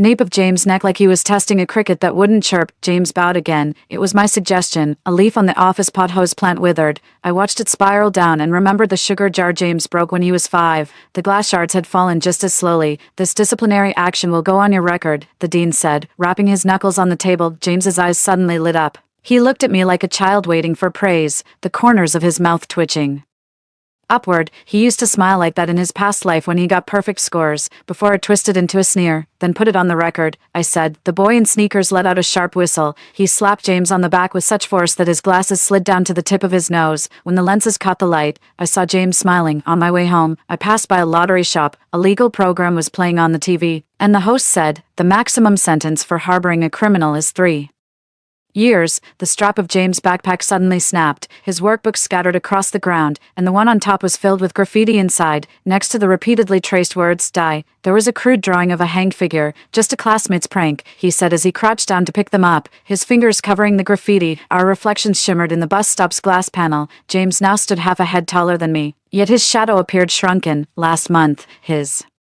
award-winning photo from the biology competition was still displayed on the honor board, now likely buried beneath a disciplinary notice. George was stir-frying chilies in the kitchen. The range had roaring. He spotted the bruise on James's face, and his spatula screeched against the wok. Took a fall. James cut in quickly. During PE class, on the horizontal bar, the chili fumes stung my eyes, bringing tears, but James stood rigid, as if the spice were a form of penance. In his past life, even a hint of chili made him cry. I'd always fry a separate plate of greens just for him. I got up to get water in the middle of the night. A sliver of light shone from under James' door. He was tearing something up. Scraps of paper drifted out from the gap. I picked one up. It read Mom. The next morning at breakfast, there were scratches on the back of his hand. His uniform cuff was stained with blue ink, the same shade as the smudges on yesterday's note. When George slid the fried egg toward him, James stood up abruptly. I can do it myself. His hand trembled as he held the plate. The broken yolk oozed out, its color matching the bruise on his wrist. In another life, I would have asked if it hurt. This time, I just pushed the soy sauce bottle toward him. Thanks, Mom. James' hand was steady as he poured the soy sauce, tracing a smiley face on the fried egg. I was grading papers when the school called.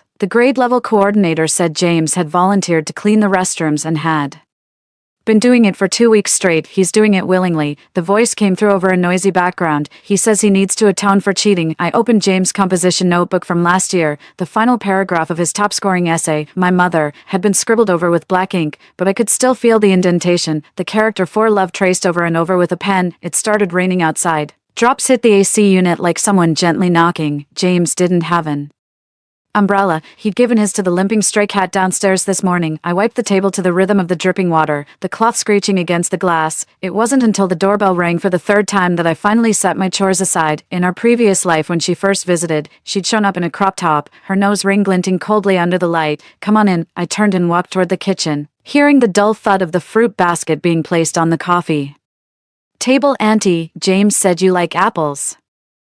She picked up the fruit knife and began peeling with practiced ease. The peel spiraled down in one long, continuous strip, dangling like a little snake. James is so well-mannered. It's all thanks to your upbringing. The knife tip traced fine lines across the fruit's flesh. My eyes were fixed on the jade bracelet around her wrist, the one James bought with last month's entire paycheck. James's laughter drifted from the living room, strained and choked. He was pouring tea for George, filling the cup until it overflowed, scalding the back of his hand, yet he didn't stop. I'm a lawyer. She flashed a perfect 8-tooth smile. I specialize in matrimonial and family cases. The rag slipped from my hand. In her past life, she was a tattoo artist who absolutely despised lawyers. James paused with his chopsticks midair. He just told me last week that the fast food near his office was pretty good. James abruptly stood up. I'll go get more soup. The way he knelt scrubbing the spilled soup.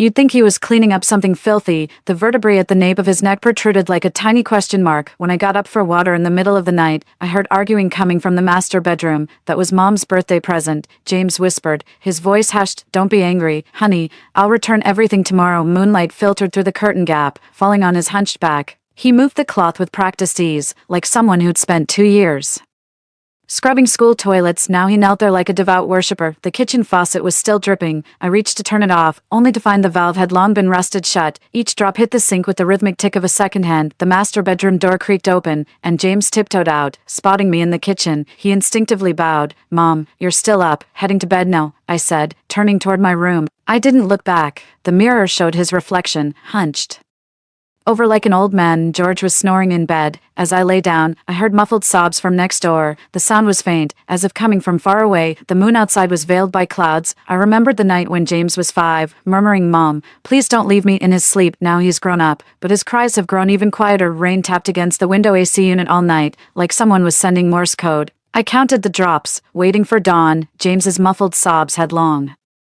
since faded. The call from the community health center came out of nowhere. Tiger's vaccination record needs a guardian's signature, the nurse said, her pen scratching across the form. He's already 2 weeks overdue. I stared at the red circle on the calendar. James had sent a photo on Tiger's 1-month birthday, the baby swaddled in blue, his face as wrinkled as a walnut. I hadn't liked the post. The sunlight after the rain was blinding. The hallway of my son's apartment was piled with diaper boxes, the top one already opened. In my previous life, around this time, I would have been delivering imported formula every day. The key wouldn't turn in the lock. On the third ring of the doorbell, the sharp sound of shattering glass came from inside. When the door opened, I was hit by the smell of sour milk. James was kneeling in the entryway, cleaning up formula powder that was scattered everywhere like snow. A shard of glass was pressed into his knee, a trickle of blood seeping into the grout between the tiles. Mom, his glasses slid down to the tip of his nose as he looked up. A red mark, shaped like a ring, was visible on his left cheek. So you remember you're a grandmother now. Her eyes were bloodshot, and the collar of her nightgown was stained with milk. The child in her arms suddenly began to cry, the sound sharp and piercing like a cat whose tail had been stepped on. James shot to his feet, then immediately crouched down to pick up the glass. A shard cut his finger. He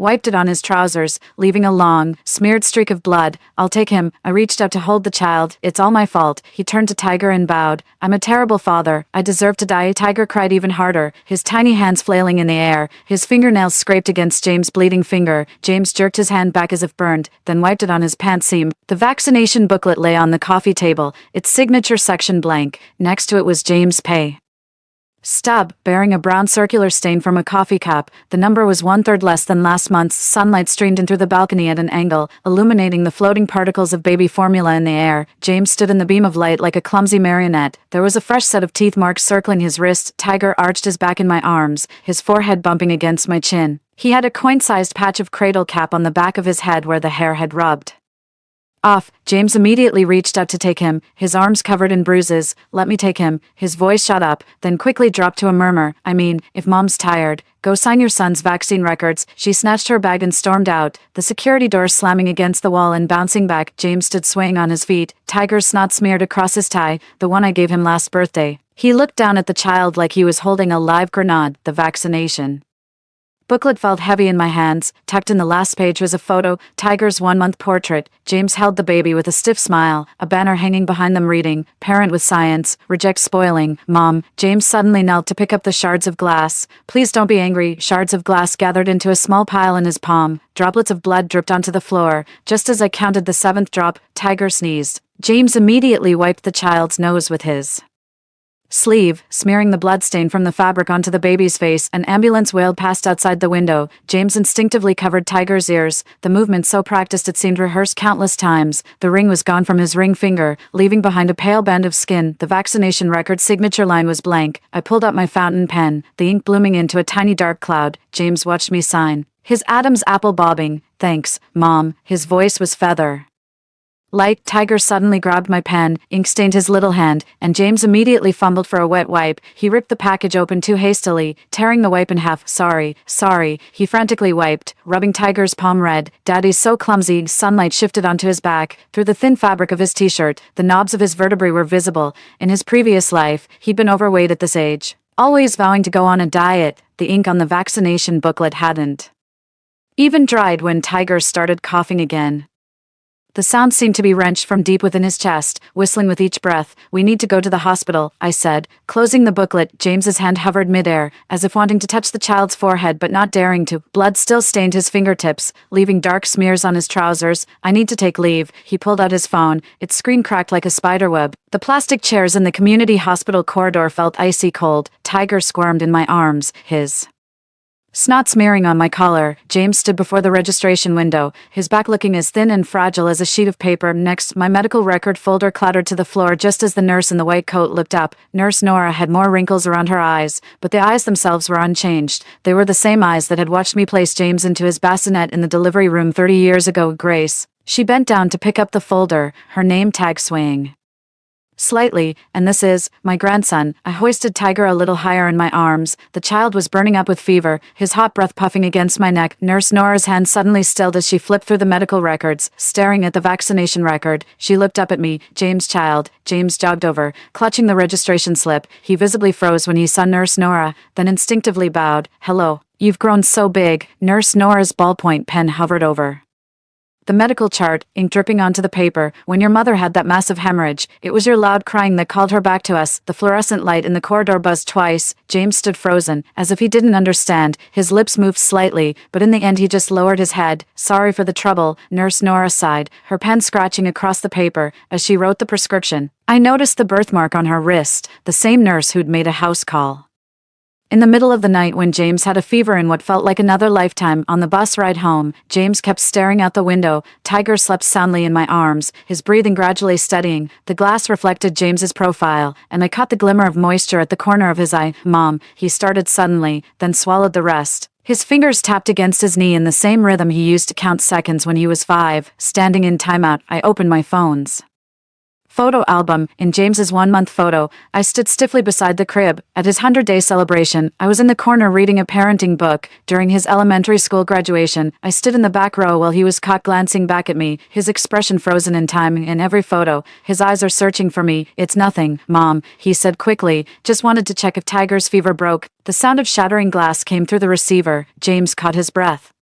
then whispered, "Good night." After the phone call ended, a muffled groan came from the living room. I put down the photo album and walked out to find George clutching his chest on the floor. His other hand was reaching for the medicine bottle, his fingertips just inches away from the cap. Moonlight streamed through the gap in the curtains, illuminating his contorted face. I knew that expression all too well. He had the same wide-eyed stare when his heart attack struck in our previous life. The medicine bottle rolled to my feet. As I bent down to pick it up, I heard the sound of a picture frame hitting the floor behind me. The family portrait had fallen from the wall, its glass cracked like a spider web. In the photo, James stood at the very edge, smiling tentatively. George's hand suddenly grabbed my ankle. His lips were moving, and I had to lean in close to make out the words, "Call, James." The ambulance siren wailed in the distance, growing louder. I stood frozen, watching the moonlight drift slowly across his face. 30 years ago in the delivery room, his first words were, "Let me see the child." Even now, at the end, it's still that child he wants to see. As the ambulance's blue lights flashed against the curtains, George's hand still gripped my ankle. His nails dug into my flesh, his lips tinged with bluish purple. Back then, he wheezed, the sound like a pair of bellows. "I shouldn't have indulged you." The EKG machine suddenly shrieked. By the time the medical staff rushed in, his pupils had already dilated, but his fingers remained clamped around my ankle like a pair of manacles. The smell of disinfectant in the hospital corridor filled my nostrils. Staring at the red light above the emergency room, I was transported back 30 years to the night James was born. The same smell, the same red light, with George crouched by the delivery room door, chewing his nails. "Family." The nurse leaned out. "The patient needs immediate surgery, only after I'd Signed the forms. Did I realize I hadn't notified James? The call didn't go through until the third try, and in the background, a shrill female voice was screaming, "You useless man, what's wrong with Dad?" James was breathing heavily, as if he'd been running. Heart attack. I heard the sound of shattering glass. Central Hospital. The line went silent. After a few seconds, James said quietly, "I'll be right there." His tone as formal as a work report. When the ER doors swung open again, I was staring at the no smoking sign on the wall. The doctor removed his mask. "He's stable for now." "But, Mom," James had sweat beading on his forehead. "Dad, so now you're worried." The mother-in-law cut in abruptly, her nail polish a garish shade of magenta. "Who's going to pay for your father's hospital bills?" James froze as if someone had hit pause. His lips parted, but no words came out. Finally, he hung his head and murmured, "I'll figure something out. Stop daydreaming." The mother-in law jabbed his shoulder. "The mortgage is 3 months overdue. Do you expect my daughter to live on thin air?" Tiger suddenly emerged from behind her. The child clutched a tattered Ultraman figure, its arm held together with tape. He glanced at James, then at his grandmother, before suddenly dropping to his knees with a thud. "Don't be mad, Grandma," he said in a small voice. "Dad will go out to earn money tomorrow." The hallway fell silent in an instant. Tiger knelt with military precision, knees pressed together and small hands resting on his thighs. His Ultraman figure lay on the floor, head tilted to one side. James' face turned pale. He reached out to pull the child up, but his mother-in-law slapped his hand away, snapping, "A crooked branch grows from a crooked tree." I rushed over and scooped Tiger into my arms. The child trembled all over, yet maintained his kneeling posture as if his knees had taken root. He looked up at me with the exact same expression James had at 5 years old. "Get up," I shouted at James. "Are you going to ruin the next generation too?" James froze as if struck by lightning. He looked at me, then at Tiger kneeling perfectly, and suddenly began retching. The heart monitor's alarm blared from the hospital room. A nurse rushed past with a defibrillator, its wheels crushing the Ultraman toy Tiger had dropped. The sound of shattering plastic was unnervingly crisp. James finally moved. He bent to pick up the toy fragments, his movements slow and elderly. As his mother-in-law sneered, a shard nicked his finger. Blood dripped onto the hospital floor, forming tiny dots. Tiger in my arms suddenly said, "Daddy, don't cry." Only then did I notice James' shoulders shaking, but without a sound. "Wait," I stopped her. "The child is frightened, now you care." Her eyes were bloodshot. "You raised such a useless son, and now you want to ruin mine." Tiger staggered from her pull but didn't cry. Ultraman fragments slipped through James' fingers like a miniature avalanche. As the nurse wheeled George out, his mother-in-law was pointing at James's nose, yelling, "Useless burden." Suddenly, George's eyes fluttered open on the hospital bed, his oxygen mask fogging up with each breath. "James," his voice was rough, like sandpaper grating. James's head snapped up as if jolted by electricity. He took half a step forward, only to be yanked back by the mother-in-law. "Where's the medical bill?" I grabbed the medical chart and hurled it against the wall. The pages scattered, drifting onto my in-laws' rose-red high heels. "Get out," I said. The ward suddenly fell silent. Amid the steady beeping of the monitor, George's finger twitched. I took his hand and felt the thick calluses. 30 years ago, when he first held James, his hands hadn't been this rough. Rain began to fall outside. Droplets hit the window pane, blurring the neon lights beyond. I remembered how James used to be terrified of thunder as a child. He's probably running through the rain right now, holding Tiger in his arms. When the nurse came to change my four, I felt something hard in my pocket. I pulled it out. It was the broken Ultraman head from Tiger's toy, the fracture line jagged and uneven. George's breathing suddenly became ragged. The monitor alarm blared, and doctors and nurses rushed in again. I was pushed against the wall, still clutching that plastic head in my hand. As they wheeled him toward the operating room, George suddenly grabbed my sleeve, beneath the oxygen mask. His lips moved and he whispered 3 words. The rain was too loud. I couldn't hear you clearly. The day George was discharged, the sunlight was blinding. When the doctor handed me a stack of care instructions, I immediately tossed them in the trash. Mom, James stood at the hospital room door, holding a plastic bag with a half-empty can of protein powder labeled for middle-aged and elderly. I ignored him and turned to tidy the nightstand. A copy of Infant Independence Training Manual fell out of the drawer, its pages yellowed and dog-eared. James bent down to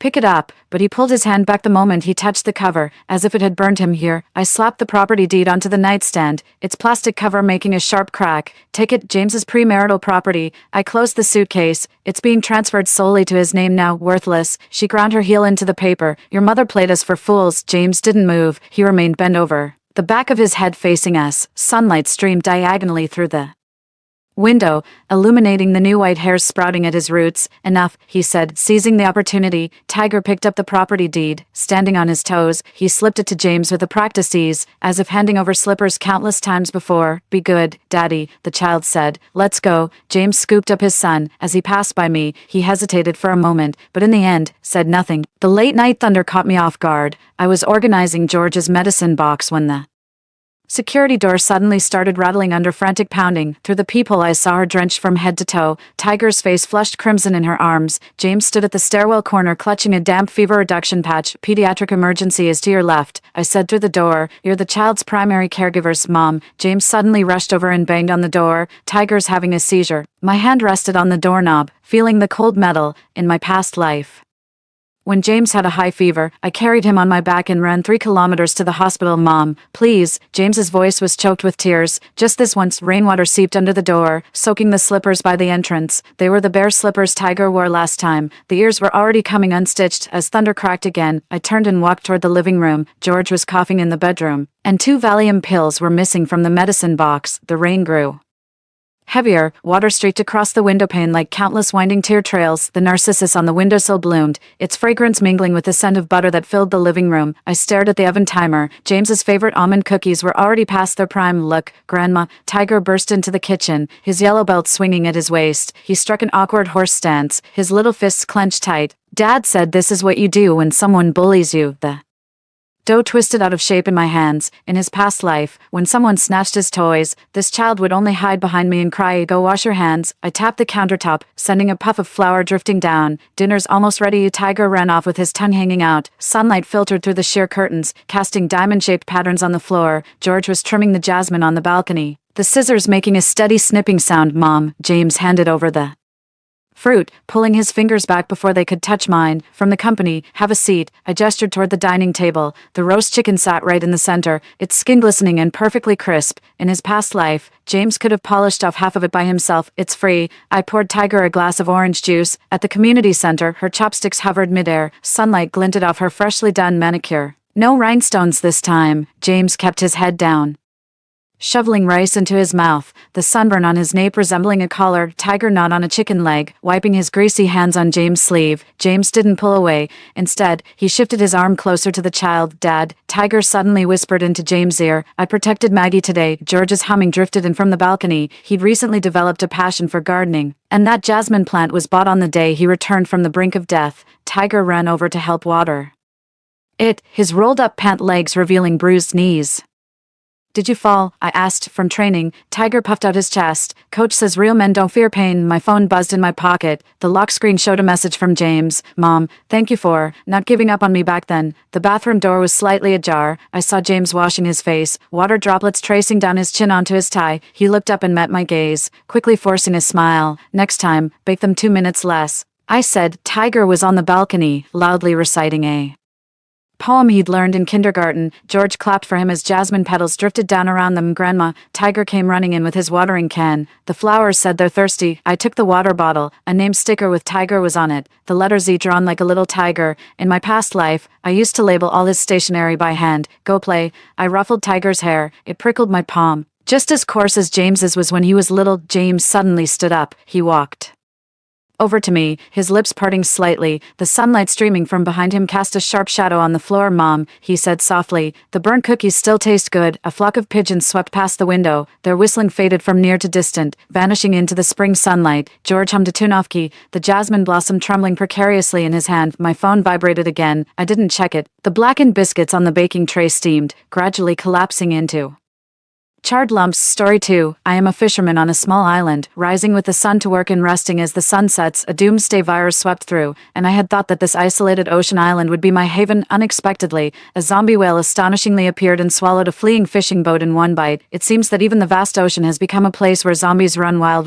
My name is Olivia. The island I live on is called Didnt Island, which is about 41 nautical miles away From the mainland, for our daily necessities, we usually go to Bishia Island, which is 2 or 3 nautical miles away. To purchase them, Bishia Island isn't very big either. There are only about more than 100 households living there. There is no direct passenger ship to Didnt Island. If outsiders want to visit our island, they must first arrive at Bishia Island and then take a small fishing boat from there to reach Didnt Island. Similarly, the express delivery service can only be delivered to Bishia Island. Didnt Island is surrounded by the sea on all sides, with steep cliffs along the island's edge. There is only one entrance on the side facing the deep sea, and this entrance is also used as a small pier. In addition, a sluice gate has been built at the entrance, which can block the access when necessary. There were originally not many people on Didnt Island, about 50 households however. Due to the current policy of relocating from small islands to large islands and building new settlements, there are now only 10 households left on this island. I also have an elder brother who left the island to study in a big city university. Our relationship isn't very close. In fact, my brother is even less affectionate towards me than my dog Jojo. Actually, my brother doesn't deliberately treat me coldly.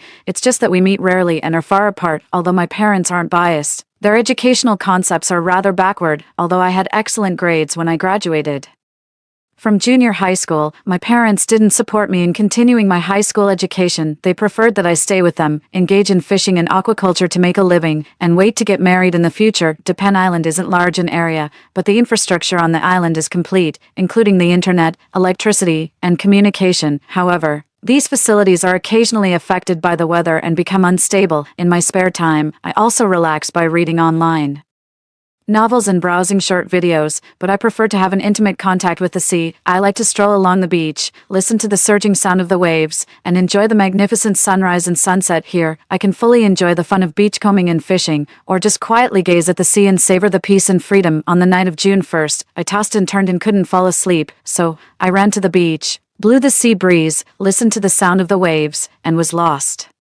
in my own thoughts. Under the night sky, the island was immersed in tranquility. The air was filled with the smell of seawater and the unique coolness of the night. Suddenly, a gorgeous brilliance emerged on the horizon. It was different from the moonlight and starlight, showing an unprecedented strange charm. This brilliance was like flowing colored silk, dancing in the night sky, colorful and ever-changing. Its unique beauty attracted the uncles on the island. They all walked out of their houses and looked up at this charming night sky. The brilliance sometimes rolled like green waves in the air, and sometimes fluttered like a purple ribbon. It shone together with the stars, jointly painting a magnificent and strange picture of the night sky. However, this beautiful brilliance was not just an astronomical phenomenon. As the brilliance continued to shine, the wires on the island suddenly started smoking and hissing. Then, all the lights on the island went out at once, and the whole island was enveloped in darkness. At the same time, the island's broadcast speaker emitted a harsh sound, as if it was being interfered with. The sound was intermittent, sharp and piercing. I tried to record this strange scene with my mobile phone, but strangely, the phone couldn't be turned on. Urged by my mother, I hurried home, and my father and the uncles were busy putting out the fire on the wires. The electricity on the small island had been completely cut off. Nevertheless, our lives were not greatly affected. Everything was as usual, and we still had enough to eat, drink and have fun. We just had to wait patiently for the electricity to be restored. Over the years, we have given up deep-sea fishing and instead adopted the method of aquaculture, using cages to make a living. Whenever the harvest season arrives, we will transport the fresh seafood to Bishia Island for sale. However, this time when I arrived at Bishia Island, I found that the whole island was without electricity, and the passenger ships on the island were also suspended due to maintenance. To make matters worse, most smartphones couldn't be turned on. Only a few elderly phones could barely be powered on, but even so, they still couldn't receive any mobile phone signals. The fishermen didn't show signs of panic. During the typhoon-prone season, power outages and communication breakdowns have become common occurrences for them. However, it was indeed unexpected to encounter such a large-scale failure on such a calm day. Everyone still went about their work in an orderly manner, and they could even jokingly guess which leader's negligence had caused such a big accident. However, they didn't know that since yesterday, the whole world had undergone earth-shaking changes. It's just that due to the relative isolation of the island's information, they hadn't yet noticed the great upheaval. 2. Vegetables and fruits are expensive on the island, so I have been trying to grow various vegetables and fruits myself. This can not only save expenses, but also allow me to taste fresher fruits and vegetables. To my delight, my express delivery wasn't affected. The large number of fruit and vegetable seeds I purchased online some time ago were delivered to Bishia Island yesterday, so this time I didn't return empty-handed. On Bishia Island, I also bought some daily necessities, which were all prepared for elders like Aunt Sienna, Dylan, and Madeline. Now, I am rowing a small boat loaded with goods, gently floating on the sea. The sea breeze blows gently, and the small boat sways slightly in the sparkling seawater, just like a baby in a cradle, giving people a comfortable and peaceful feeling. Jojo is closely beside me. I gently stroke its head, and it affectionately rubs against me. We seem to be enjoying this intimate moment. Occasionally, I would gently push it into the water when it wasn't paying attention, and then we would frolic in the sea together. Sometimes Jojo could even catch a fish and then proudly show me its prey. The golden sun shines on us. I close my eyes, take a deep breath, and fully enjoy the comfort and harmony from nature. Rowing the small boat back to Didnt Island, Jojo obediently follows beside me, ready to help me carry the goods. We walk through the alleys together and send the goods that Aunt Sienna, Dylan, and Madeline purchase to their homes. Every time we arrive at a doorstep, Jojo will wag its tail and show its friendliness to them. After sending the goods and returning home, as soon as I enter the door, I smell the fragrant aroma of the cooked meal. My mother has already served the cooked fish and steamed rice on the table. It is steaming hot and looks very appetizing. Mom, there was also a power outage on Bisha Island, I said as I sat down. The passenger ships are also broken. There is a passenger ship docked at the pier and can't go to sea. My mother smiled and replied, power outages have indeed been less frequent in recent years, but they used to be common. Don't worry, just wait. Let's have dinner first and not starve ourselves. Where's my dad? I looked around but didn't see my father. Your dad and Owen went to repair the wires, my mother explained. We can't just rely on people from outside to come and fix it. We have to find a way to solve the problem ourselves. They will also check if the diesel generator can still be used. By the way, I nodded, then I suddenly thought of my brother and asked my mother, have you contacted my brother these days? When will he be back? My mother sighed. I was going to contact him these days, but with this power outage, there's no signal either. We'll talk about it when the signal is restored. They study in the city, and their life should be much more comfortable than ours on this island. The island is still peaceful and quiet. 3. According to the usual practice, the electricity maintenance workers should have arrived long ago, but they haven't been seen these days. Both Didnt Island and Bisha Island are still without electricity, and there is still no signal on the mobile phones. Although we are on an isolated island with limited information, we can still catch some news from the outside world through the radio. However, the news coming from the radio is shocking. The severity of this solar storm has reached an unprecedented level. The impact of the power outage is extremely widespread and has affected the whole world. But the restoration work is being carried out in an orderly manner. On June 18th, I went to Bisha Island again to purchase goods for everyone. This time, after arriving at the pier of Bisha Island, I felt that the island was obviously much quieter. After asking around, I learned that since the passenger ship was repaired and went to sea a few days ago, it had never returned and there was no news of its return. Some islanders tipped this ship to go out and do business, and they have been missing ever since, with the communication cut off. It is impossible to get in touch with those islanders who went out. Bisha Island originally had a small population, and now their departure has made the island even more desolate. After purchasing the necessary items, I was about to return to Didnt Island with Jojo. However, suddenly, it seemed that everything around fell into a deathly silence. Only Jojo barked furiously towards the distance. Breaking the silence, I looked in the direction where Jojo was barking. On the sea level, there was a faint small black dot, which was looming under the sunlight. As the black dot gradually became larger, I was shocked to find that it was actually a small passenger ship rushing straight towards the pier without any sign of slowing down. The people on the pier began to scream in panic. Some people tried to escape, but it was already too late. The engine of the passenger ship roared continuously, echoing on the empty pier, deafening. It was like a runaway beast, rushing towards the pier crazily. Then, with a loud bang, the passenger ship crashed into the pier. The huge impact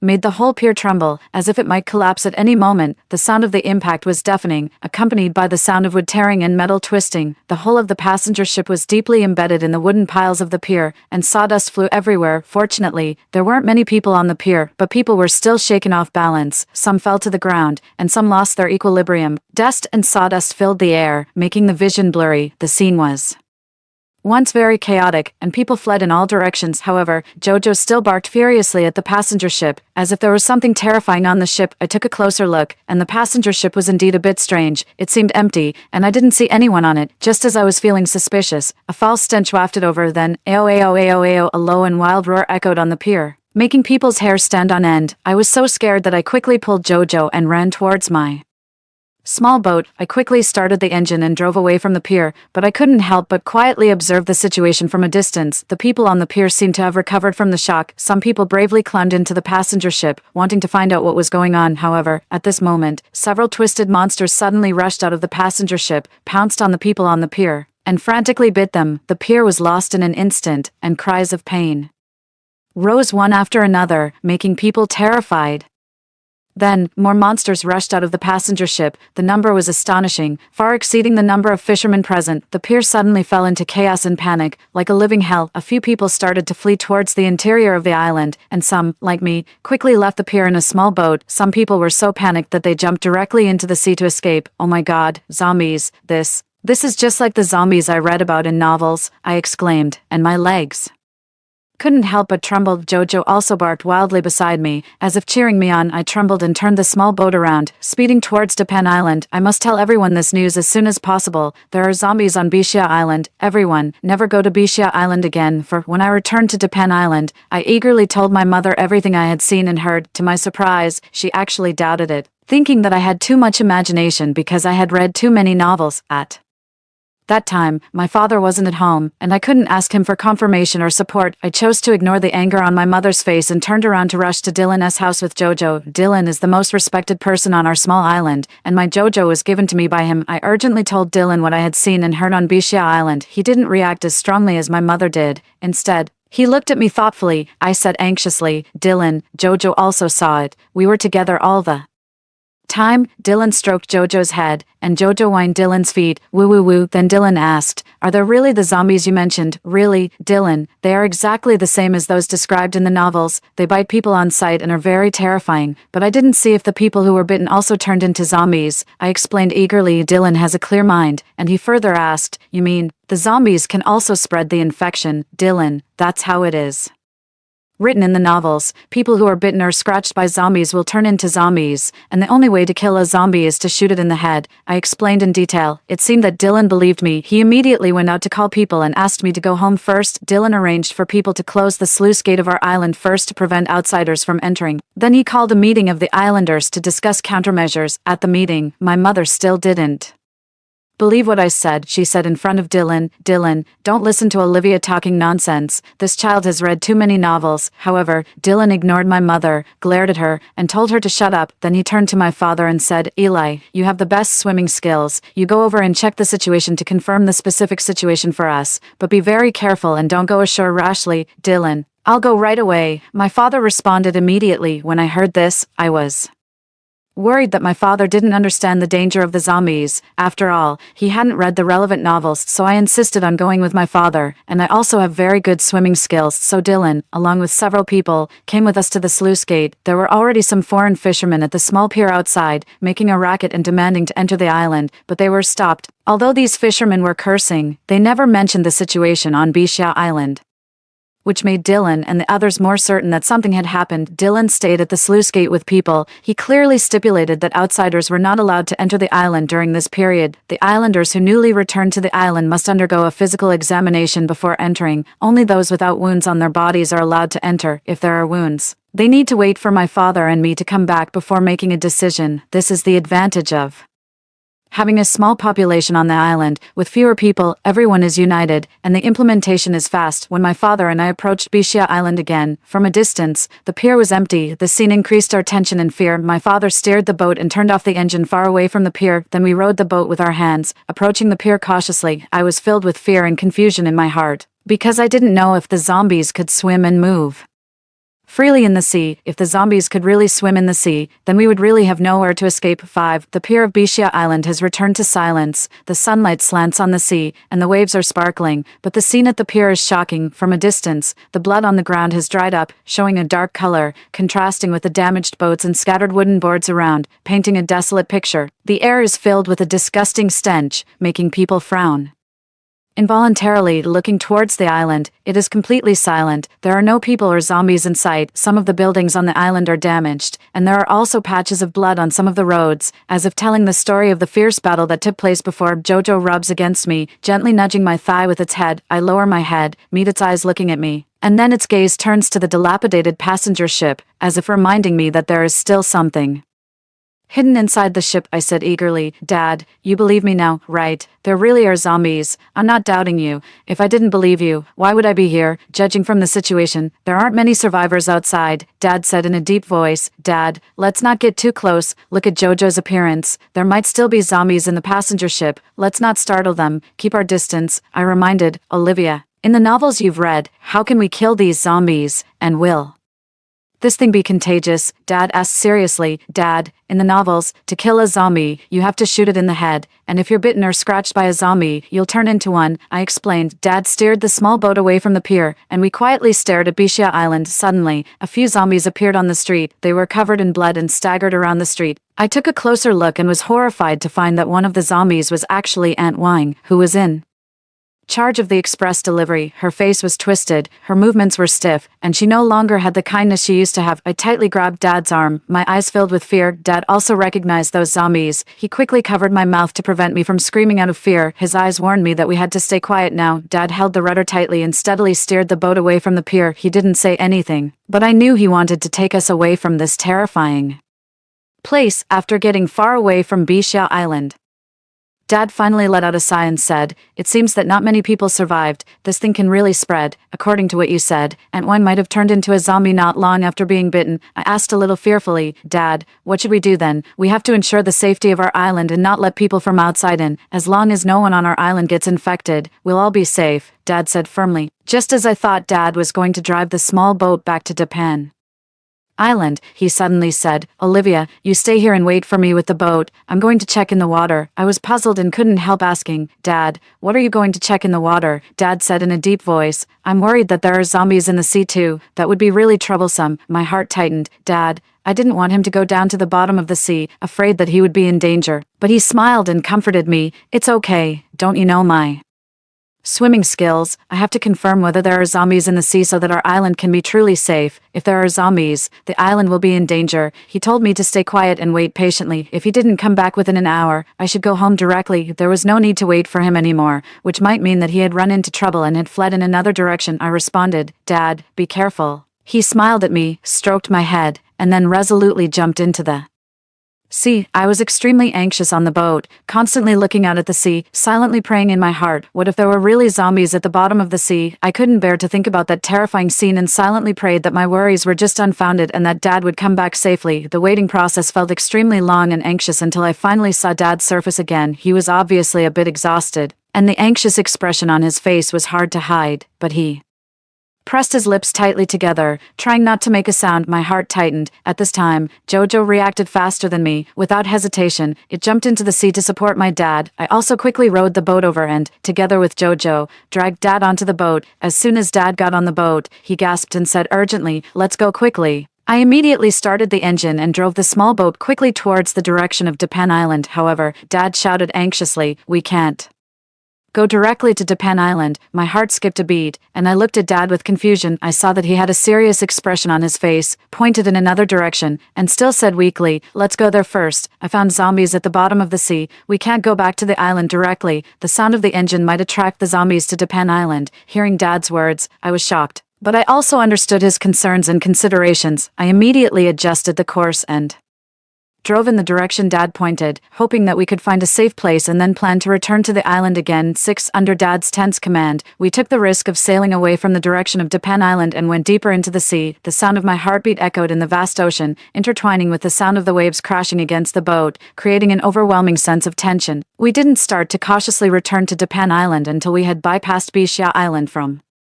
a distance. "Dad, what exactly happened at the bottom of the sea?" I asked in a slightly trembling voice. Dad took a deep breath and said in a low voice, "The situation is not good. I saw several zombies sink to the bottom of the sea. They didn't die but entered a strange dormant state. When I got closer, they seemed to be able to sense the sound and were instantly awakened, clumsily chasing after me at the bottom of the sea. Fortunately, the zombies don't seem to be able to swim, otherwise I might not have been able to escape." I asked in confusion. "If the zombies can't swim, they shouldn't be able to float up, so the threat to us should be relatively small, right?" Dad shook his head, and a deep sense of worry was evident in his eyes. "Although the zombies can't swim, as long as they don't die, no one can predict where they will wander along the seabed." My heart tightened, and I asked in horror, "The zombies won't go to Didnt Island, will they?" Dad was silent for a while before slowly saying, "That's why I changed the course. The zombies move slowly and can't catch up with us, but we have to be careful to lead them away from Didnt Island." I let out a sigh of relief but was still lingering with fear. "Then I'm relieved." Dad patted me on the shoulder and comforted me. "Don't worry too much. Didnt Island is surrounded by steep cliffs, and it's very difficult for the zombies to climb up. But we have to pay attention to other nearby islands with gentle beaches. Those islands may be more dangerous." He paused for a moment and continued, these zombies won't die in the sea, and this will sooner or later become a huge threat. What I'm most worried about now is that the fish in this water area may be affected. Worry was written all over Dad's face. If there are zombie fish, then we're really in trouble. The word zombie fish made my heart skip a beat, and a chill rushed from the soles of my feet to the top of my head. I couldn't imagine how terrifying it would be if the fish in the ocean all turned into zombies. I asked in a trembling voice, Dad, you mean the zombie virus might infect the marine fish? Dad nodded, frowning. Yes, that's exactly what I'm most worried about. If the fish are infected, we'll lose an important source of food, and then we'll really be in a desperate situation. I felt a deep sense of fear, as if I could already see hordes of zombie fish swimming wildly in the sea, attacking all living things. And what Dad was worried about was that we would run out of food, and his concern was indeed reasonable. I tried to stay calm and asked in a slightly trembling voice, Dad, so what should we do now? Dad smiled bitterly and shook his head. There's no better way for us now. We can only go back and discuss countermeasures with Didnt. I don't know what the situation on land will be like either. 7. When we returned to Didnt Island, there was a large crowd at the pier. Many fishermen were showing signs of anxiety and helplessness because they couldn't board the island. Didnt stood firmly at the entrance of the island like a door god, facing the noisy crowd. There was an unwavering determination in his eyes. Eli, are you really so heartless? A familiar fisherman saw my father and asked with a mix of accusation and confusion in his tone. Father frowned, looked around, and then said in a deep voice, Do you want the zombies outside to hear you if you keep shouting like this? His words made the surrounding noise drop instantly. The fishermen's faces showed expressions of horror, and they all rushed towards my father, eagerly asking about the situation outside. However, Father didn't say much. He just pressed his lips tightly and led me through the crowd into the island. Seeing us come back, Didnt's tense expression relaxed a little. We described the situation of the zombies outside to him in detail and told him the fact that the zombies could survive in the sea. After hearing this, he took a deep breath but still remained calm. What should we do now? Kai beside him looked a little panicked. My son is still outside. My son is also outside, and the situation is still unclear now, my father said in a deep voice. But we must first ensure the safety of the island. Only when the island is safe can we have the energy to care about our relatives outside. Everyone nodded silently, and the atmosphere became heavy and depressing. Didnt looked around and slowly said, What about those people still at the pier? Should we let them in? They are all our fellow villagers, and we should let them in. Uncle Wang expressed his opinion first. Didnt remained silent, obviously weighing the pros and cons. The resources on our island are limited after all. Kai raised a practical concern. If so many people pour in all at once, food and water will become problems. Moreover, if there are too many outsiders, how can we manage them? We have to guard against them taking over. Kai's concerns are reasonable. My father nodded in agreement. Indeed, we can't take risks easily in this situation. After a fierce discussion, Didnt finally made a decision. He said, Well, let the children, the elderly, and pregnant women enter the island for shelter. As for the others, they can only fend for themselves. We will try our best to provide help, but our top priority is to ensure the safety of our own people. However, the fishermen outside had already been waiting impatiently. When Didnt walked out of the sluice gate, they started cursing loudly. Didnt turned a deaf ear to these curses and just explained the current situation to them. According to the information we have, these zombies won't die even at the bottom of the sea. They can walk slowly at the bottom of the sea. If you are bitten or scratched by a zombie, you may be infected and eventually turn into a monster. Therefore, everyone must stay away from those who have been scratched or bitten. In addition, we are still not sure whether the fish nearby are safe, whether there are mutated fish, or even if the current sea fish can still be eaten. Then, Didnt added, Children, the elderly, and pregnant women can enter the island for temporary shelter, but before entering, we must check whether there are any wounds on their bodies. The others, please go to other islands to seek shelter. The resources of our small island are limited, and we really can't accommodate too many people. Although the crowd still expressed dissatisfaction, some fishermen with elderly people and children chose to accept this arrangement, so several elderly people, children, and pregnant women were able to enter the island smoothly and were settled down. However, the fishermen who didn't have the opportunity to enter the island didn't leave the pier. In addition, some fishermen driving large fishing boats also stayed nearby. They seemed to be considering whether to go to other islands. Just then, a shrill scream cut through the hustle and bustle of the pier. Husband, what's wrong with you? Everyone's hearts skipped a beat, and their eyes instantly focused on the man beside the screaming woman. The man's eyes were bloodshot, his face was gray and ferocious, his facial muscles twitched involuntarily, and his limbs twisted in an unnatural way. Every joint made a creaking sound. The fishermen who had experienced the incident on Bishia Island immediately understood what was happening. Without hesitation, they rushed back to their boats to escape. However, the woman was at a loss. There was only her strange looking husband in her eyes, and she kept calling his name, her voice full of helplessness and despair. It wasn't until the man suddenly pounced on her, his sharp teeth biting hard into her neck, and blood spurted out that her call stopped abruptly. The whole pier instantly fell into chaos and panic. The fishermen who had originally gathered at the pier fled in all directions, the engines of the fishing boats roared, and the fishermen scrambled to drive their boats away from this terrifying hell. Dylan's eyes were cold. Without hesitation, he closed the sluice gate again, isolating the chaos and danger outside the island. Several fishermen were knocked down by the rushing zombies before they could escape in time and were then brutally bitten and chewed. Behind the sluice gate, we witnessed this thrilling scene. The bloody and terrifying scene made our hearts tremble. Some people couldn't bear the strong visual impact and couldn't help vomiting. Fortunately, our island has a solid sluice gate as a barrier, and those ferocious zombies will definitely not be able to invade this last haven. However, this also means that we are trapped on this isolated island and can't go out. 8. I stared at a slightly larger fishing boat in the distance. It was sailing towards the direction of the deep sea. However, an even greater and indescribable fear welled up in my heart. A foul stench hit my nose. This smell was like a mixture of rotting flesh and seawater, making people want to vomit. I covered my mouth and nose, but I couldn't completely block out this suffocating smell. Suddenly, a low rumbling sound came from a distance, getting closer and closer, shaking everyone's eardrums. We looked up and saw the sea surface start to churn, and the waves rolled. A huge whale leaped out of the water. Its body was twisted and swollen, its skin was grayish-green and mottled, and it exuded a rotting smell. It was a huge whale, but it was no longer the gentle marine creature that people were familiar with. Its body was twisted and swollen, and its skin showed an unhealthy grayish-green color, covered with mottled ulcers and rotting marks. The pair of eyes that should have been gentle and deep were now blood-red and cloudy, exuding a creepy cold light. This whale had turned into a zombie. It opened its huge mouthparts, revealing long and sharp teeth. These teeth were no longer the sieve plates used to filter plankton but had become sharp weapons for tearing flesh. It suddenly leaped out of the water, bringing with it a disgusting stench of decay, and rushed straight towards the defenseless fishing boat. The fishermen on the fishing boat screamed in panic and fled in all directions, but in the face of this huge zombie whale, their struggles seemed so insignificant. The zombie whale opened its huge mouth and suddenly sucked in, actually swallowing the entire fishing boat in one bite. The screams on the boat stopped abruptly, and everything returned to silence. This zombie whale crashed around in the sea, setting off huge waves.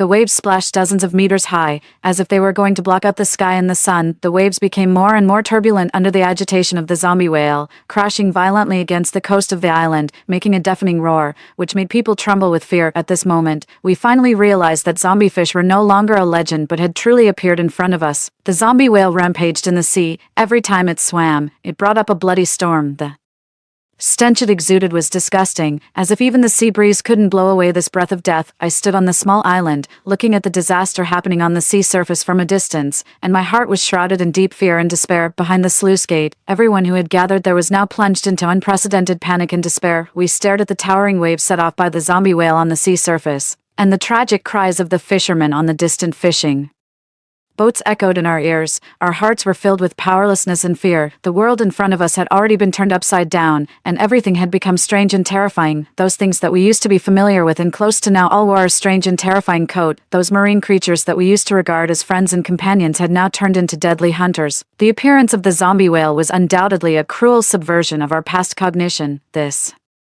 world was no longer the peaceful and serene place that we remembered. 9. Everyone go back. Don't gather here, or you might attract other zombies, Dylan said calmly. Everyone nodded and tacitly went back to their homes. When I got home, I saw my mother secretly wiping tears in the corner. She was obviously worried about my brother who was far away. My heart tightened, but there was nothing I could do. Dad walked over and gently hugged Mom, comforting her softly. Dear, don't worry too much. Our child has his own destiny. There's no use worrying. The most important thing now is for us to stay alive. Only by staying alive will there be a chance to meet again in the future. Dad's voice was a little trembling, and his eyes were also slightly moist. Jojo seemed to have sensed the sad atmosphere at home. It rubbed against my calf and whined softly, as if resonating with my sadness. As night fell, Dylan called everyone to his home for a meeting again and specifically asked me to come. He seemed to think that I knew the most about zombies. After all, only I had come into contact with the strange world of these zombies through reading novels. At the meeting, Dylan said solemnly, since yesterday, the radio has stopped receiving any news from the outside world. This news was like a bombshell,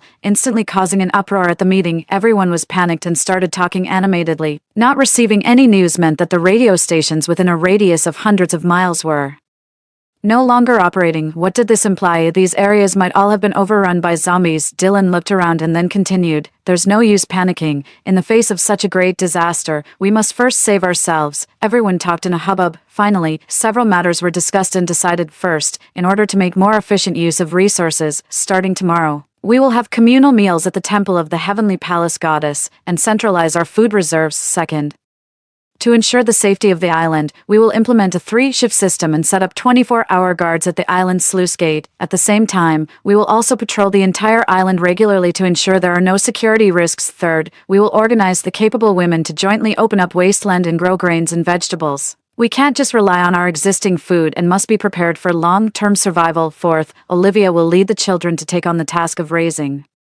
poultry and livestock, including chickens, dogs, and rabbits. At the same time, she will also be responsible for receiving radio news so that we can keep abreast of the situation outside. Fifth, Dylan will be responsible for finding a way to clear the zombies at the sluice gate and eliminate this direct threat at our doorstep. Sixth, since the island's grain storage is limited, we will use the existing corn and wheat seeds to open up fields for planting. Fortunately, Olivia purchased a large number of vegetable seeds before, so our supply of vegetable seeds is sufficient. Aunt Sienna and my mother, who are experienced in farming as they married here from the mainland, will be in charge of this work. Seventh, to ensure food safety, the island will temporarily ban the consumption of fresh sea fish and only use dried fish and other preserved foods. Eli will be responsible for catching fresh fish and feeding them to some of the puppies, rabbits, and chicks to observe whether they will turn into zombies. If there are no abnormal changes after a week, we will consider allowing the consumption of seafood products again. Eighth, the pregnant women on the island will be taken care of by several elderly people who came from outside the island. Currently, there are still some vacant houses on the island, so there is no need to worry about the housing problem. Ninth, if relatives outside want to enter the island, they must be observed in the isolation area for a few days to ensure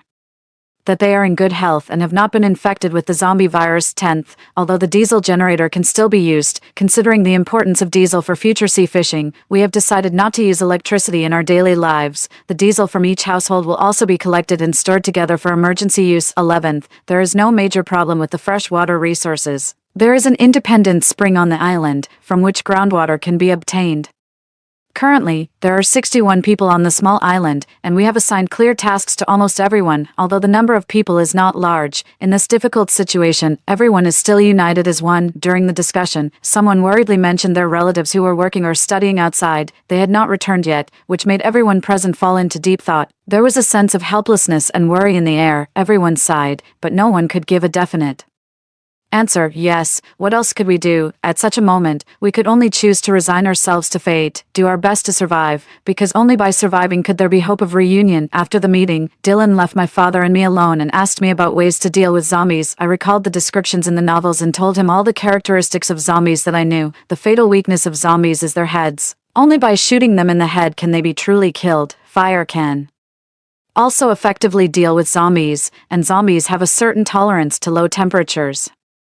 Although low temperatures cannot completely kill them, they can significantly reduce their activity speed. In addition, they are extremely sensitive to sound. I explained in detail, hoping that this information would be helpful for our survival. After listening to my description, Dylan pondered for a while and then turned to my father and said, Eli, we must consider the food problem on the island. I will find a way to deal with the zombies at the sluice gate, but now the more important thing is to solve everyone's eating problem. Our food reserves on the island are limited. If we can't use the resources in the sea, our survival will be in trouble sooner or later. My father quickly responded, Dylan, although I don't yet know the specific situation in the sea and don't dare to go into the water easily, I can try fishing on the cliff. This can also be a preliminary experiment. Dylan nodded in agreement. Eli, your fishing skills are the best. Be careful and pay attention to safety. As for the zombies at the sluice gate, I still need to think carefully. After all, we knew nothing about zombies before. I have to come up with a safe and effective way to clear them. The next day, everyone got busy according to their divisions of labor. My task was to gather the children together every day and lead them to feed the chickens, rabbits, and other poultry and small animals. This job wasn't actually very onerous. The important thing was to keep the children together, prevent them from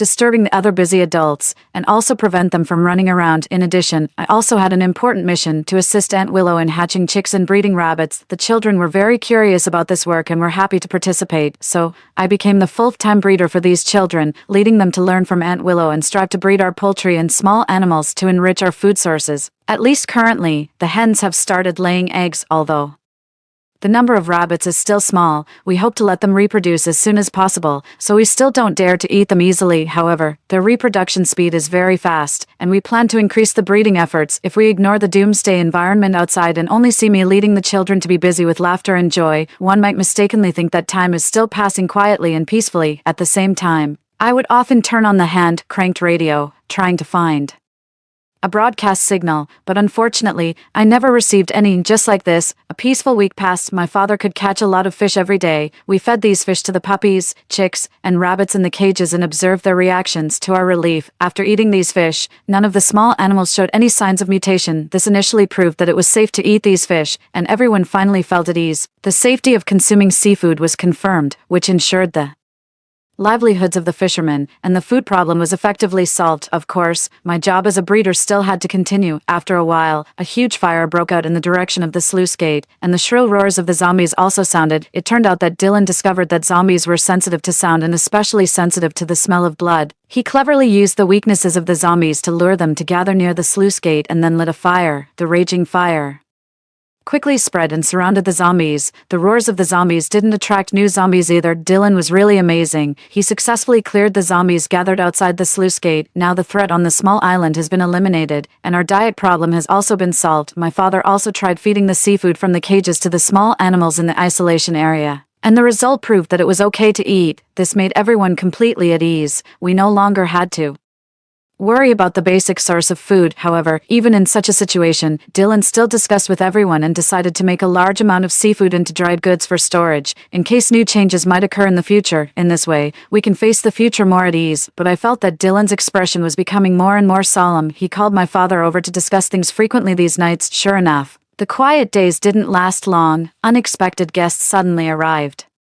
breaking the original peace of the island. 10. I stood on the shore of Didnt Island, staring at the sea in the distance. Looking across the sparkling sea, I saw a ship slowly approaching in the distance. The sunlight shone on the ship's hull, reflecting a dazzling light. My attention was completely attracted by the slowly approaching passenger ship. The low-pitched rumble of the engine echoed on the sea, breaking the surrounding tranquility. The people on the ship seemed completely unaware of the impending disaster. Suddenly, the sea surface began to churn, and a group of dolphins broke through the waves, but their appearance was terrifying. Their skin was festered, and their eyes were empty. They were zombie dolphins. They were not as lively and agile as normal dolphins. Instead, they swam around the passenger ship at an astonishing speed, sometimes leaping out of the water and revealing their ferocious faces. The people on the ship were panicked by this sudden and terrifying scene. Gunshots and explosions rang out one after another as they engaged in a life-and-death struggle with the zombie dolphins. Every time a dolphin rammed into the ship, the hull shook violently, as if it might capsize at any moment. After a fierce battle, the people finally eliminated this group of crazy zombie dolphins. The sea surface returned to calm, and the people on the ship heaved a sigh of relief, thinking that the danger had passed. However, just as they let down their guard, an even more terrifying figure quietly emerged. I widened my eyes, looking at this creature that seemed to have crawled out of the abyss of hell. It was a huge zombie whale. Its body was several times larger than an ordinary whale. Its skin was festered, revealing its white bones. The zombie whale opened its huge mouthparts and let out a deafening roar, as if it was going to swallow everything. Its cloudy eyes flickered with a faint blue fire, and it surged forward through the waves on the sea surface, aiming directly at the passenger ship. The ship also seemed to sense the approach of the zombie whale and began to turn to avoid the attack, but the zombie whale was extremely fast and quickly closed in on the ship. Just then, the zombie whale launched an attack. It suddenly leaped out of the water, and its huge body rushed towards the passenger ship. The people on the ship were in a panic, and screams filled the air. The captain was obviously an experienced person. He quickly maneuvered the ship, trying to avoid the attack of the zombie whale. However, this zombie whale was extremely cunning. It launched another attack, directly ramming into the side of the passenger ship. The ship shook violently, and people were thrown off balance. In complete chaos, I saw someone take out a gun and shoot frantically at the zombie whale, but those bullets seemed to have no effect on it. The zombie whale leaped again. This time, its target was even more clear. It directly rammed into the bridge of the passenger ship. The captain turned the rudder urgently, trying to avoid it, but it was already too late. With a loud bang, the head of the zombie whale directly hit the ship's hull, and instantly, a large hole was made in the ship's hull. The people on the ship were even more panicked. They fled in all directions, trying to find a way to escape, and the zombie whale didn't seem to intend to stop there. It continued to launch fierce attacks. Gunshots and explosions rang out one after another. The zombie whale didn't seem to be afraid of these attacks and continued to attack the ship crazily. Every collision made the ship shake violently, as if it might capsize at any moment. Just then, I saw several people on the ship take out explosive packs and throw them into the huge mouth of the zombie whale. With a loud bang, the explosive packs exploded, and the zombie whale was blown to pieces. The sea surface suddenly returned to calm. The intense battle sounds from before had disappeared. At this moment, only the damaged and precarious passenger ship was left floating alone on the sea surface, slowly approaching Didnt Island. I was about to rush to inform Dylan of this thrilling situation when, unexpectedly, I turned around and directly bumped into my father. Only then did I realize that the deafening gunshots and explosions had already alerted everyone, and people had gathered on the shore, witnessing that thrilling scene. Dylan took a deep breath and said with emotion, "Look at them, they are all equipped with weapons. These guys are definitely not ordinary people." Then he quickly made a decision and continued, "The women and children stay on the island and don't come out. The rest of you, take your weapons and follow me to the sluice gate to find out the situation." 11. Without Dylan's permission, I secretly followed everyone in a hurry towards the sluice gate. Gunshots and screams of the crowd could already be heard from the direction of the sluice gate. Before we reached the sluice gate, we saw the people on the ship rushing onto the pier and fleeing towards the sluice gate in a panic. Behind them, a group of fierce sea beasts were in hot pursuit, including sea lions, sea dogs, and even dolphins that were washed up on the pier by the waves. The situation was extremely dangerous, but these creatures were no longer what we were familiar with. Their appearance had become extremely terrifying. Their skin was festered, their eyes were blood red, and they showed long fangs, exuding a stinking smell all over their bodies. One of the sea lions had half of its face rotted away, revealing its white bones, and the belly of a sea dog was torn open, with its internal organs almost dragging on the ground. All these sea beasts had become zombified. Not only were they disgusting and terrifying in appearance, but they were also more ferocious in behavior, crazily attacking everything that moved. As the crowd got closer to the sluice gate, they shouted eagerly at us, "Open the gate quickly." However, Dylan remained unmoved. He coldly watched the chaotic scene below, with no change in his expression. The leader-like person in that group glared and roared, "What the hell are you looking at? Open the gate quickly." Dylan took a deep breath and said calmly, "You have so many weapons. First, kill those zombies." The leader still wanted to curse at Dylan, but was stopped by a woman beside him. "Don't waste time on that. First, get rid of these zombies." I couldn't help but feel extremely anxious. The group of people in front of me was large in number and fully armed. Fortunately, they didn't attack us. They frantically shot at those zombie sea beasts, trying to resist this terrifying offensive. The zombie sea beasts didn't seem to be afraid of the gunfire. They swarmed towards the crowd one after another, and every collision made this group of people tremble with fear. Bloody and cruel scenes were common during the fierce battle. Suddenly, a zombie dolphin was washed up on the pier by the waves, and a person was knocked down by it before he could avoid it. The dolphin opened its huge mouth and bit hard at the person's neck. The person next to him was quick-witted and shot the fallen companion in the head with a gun, and at the same time, also killed the zombie dolphin. These people were extremely ruthless. They had no scruples about attacking their own companions. "We have the ability to deal with these zombies." The leader continued to shout at Dylan, "But we need a safe place to rest. Let us in quickly." A glimmer of hesitation flashed in Dylan's eyes, but he still firmly shook his head. "I can't take the risk. You first kill the zombies, and then we can discuss how to enter the island." This group of people showed astonishing combat power under the siege of the zombie sea beasts. They used various weapons to shoot and hack at those zombie sea beasts crazily. Every battle was accompanied by bloodshed and screams, but they were also fearless, fighting for survival. However, Dylan still remained silent and calm, forming a sharp contrast with the scene. He seemed to have become an onlooker, quietly watching this life and death struggle. After a fierce battle, this group of people finally eliminated the zombie sea beasts that attacked them, but the losses were extremely heavy. Looking at the corpses all over the ground and their wounded companions, there was deep grief and anger in their eyes. And this anger was about to be vented on Dylan. However, whether it was angry curses or earnest pleas, Dylan remained unmoved and firmly refused to open the sluice gate to let them enter the island. This was no longer just Dylan's decision, it was the inner consensus reached by several islanders present, because after that fierce battle ended, this group of people strictly checked every injured companion. They were cold-blooded and decisive. As long as it was determined that someone was injured by those zombie sea beasts, they would not hesitate to shoot them in the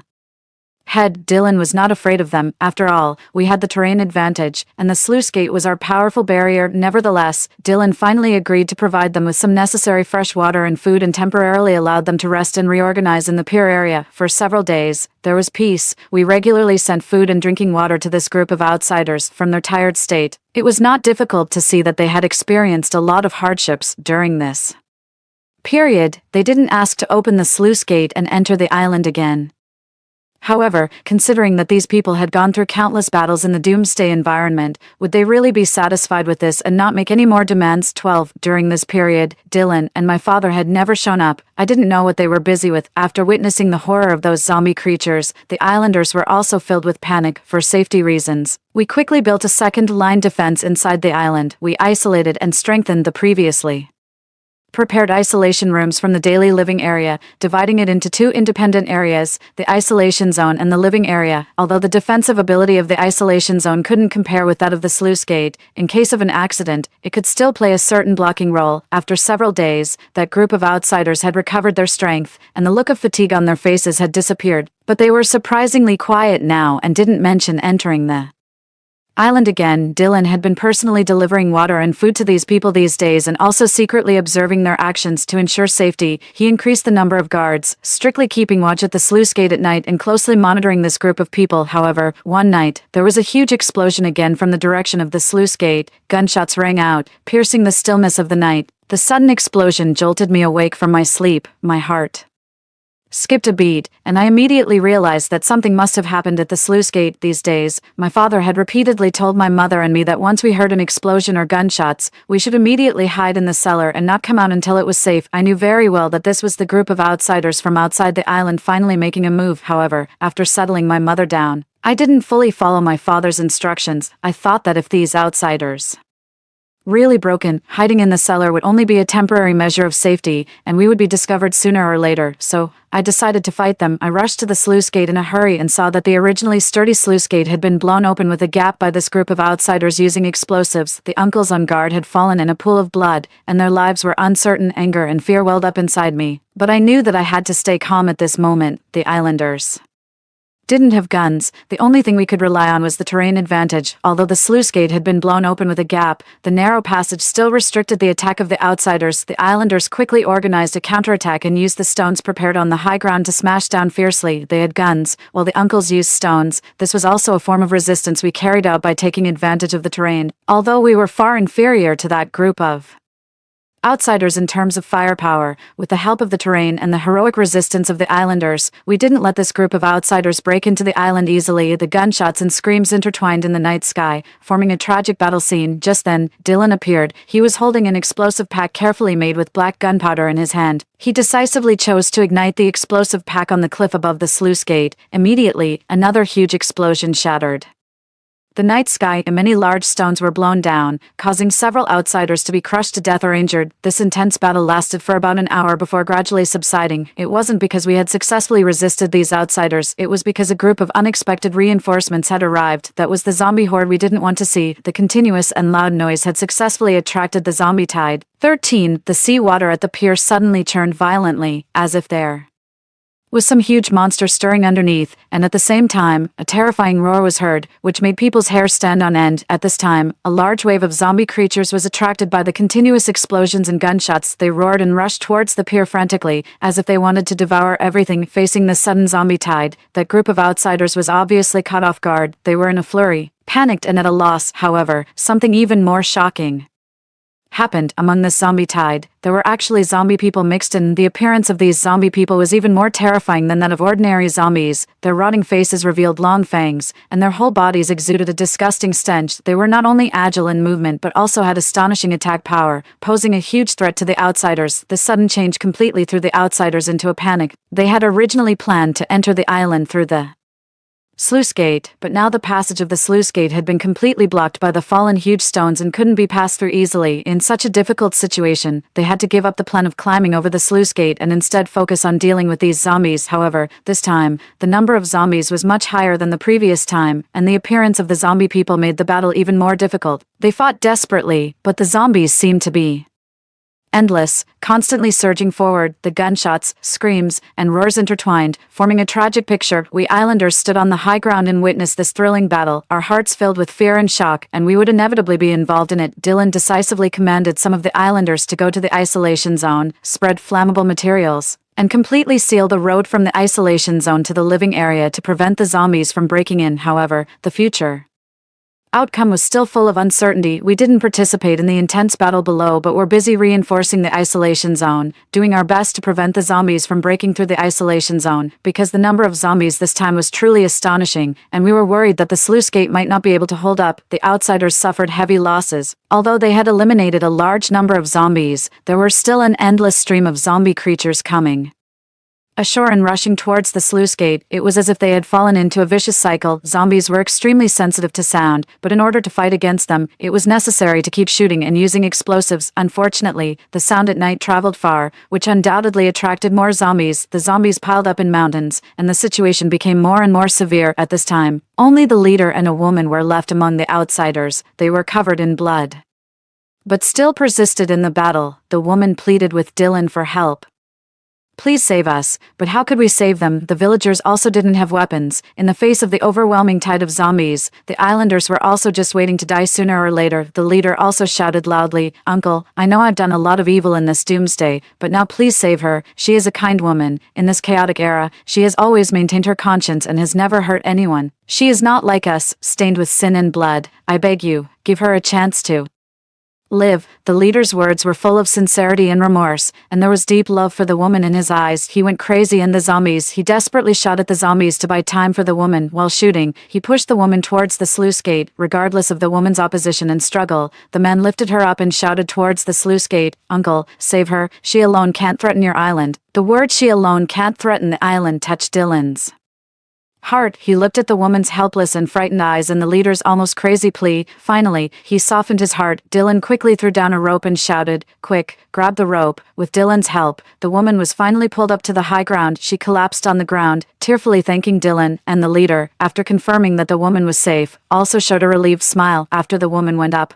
she couldn't stop crying. When we wanted to save the leader again, it was already too late. The leader finally looked at the woman, smiled, and shouted, "Live well." Then he rushed towards the zombie horde and detonated the explosives on his body. With a huge explosion, many zombies were blown to pieces, and the sluice gate was damaged again. Slowly, some zombies began to rush through the sluice gate. At first, the woman could still use a gun to shoot and try to stop them, but the number of zombies was too large, and her efforts were in vain. Seeing this, Didnt quickly called on everyone to use stones to smash at the zombies. However, even so, a large number of zombies broke through the sluice gate and poured into the isolation zone. In this critical moment, Didnt suddenly asked everyone to stop the attack, stay quiet, and not make any sound. As the gunshots and explosions gradually subsided, the zombies that rushed in also began to change. They gradually changed from their initial crazy state to a state of sluggishness and confusion, as if they had lost their clear targets. These zombies began to slowly gather near the isolation zone. I was so scared that I didn't dare to breathe loudly or make any sound. I watched these zombies in fear. Didnt quietly stared at the zombies gathered in the isolation zone from the high ground. He waited patiently, and time seemed to stand still at this moment. Only a continuous stream of zombies slowly poured into the isolation zone. Gradually, the number of zombies at the sluice gate became fewer, and most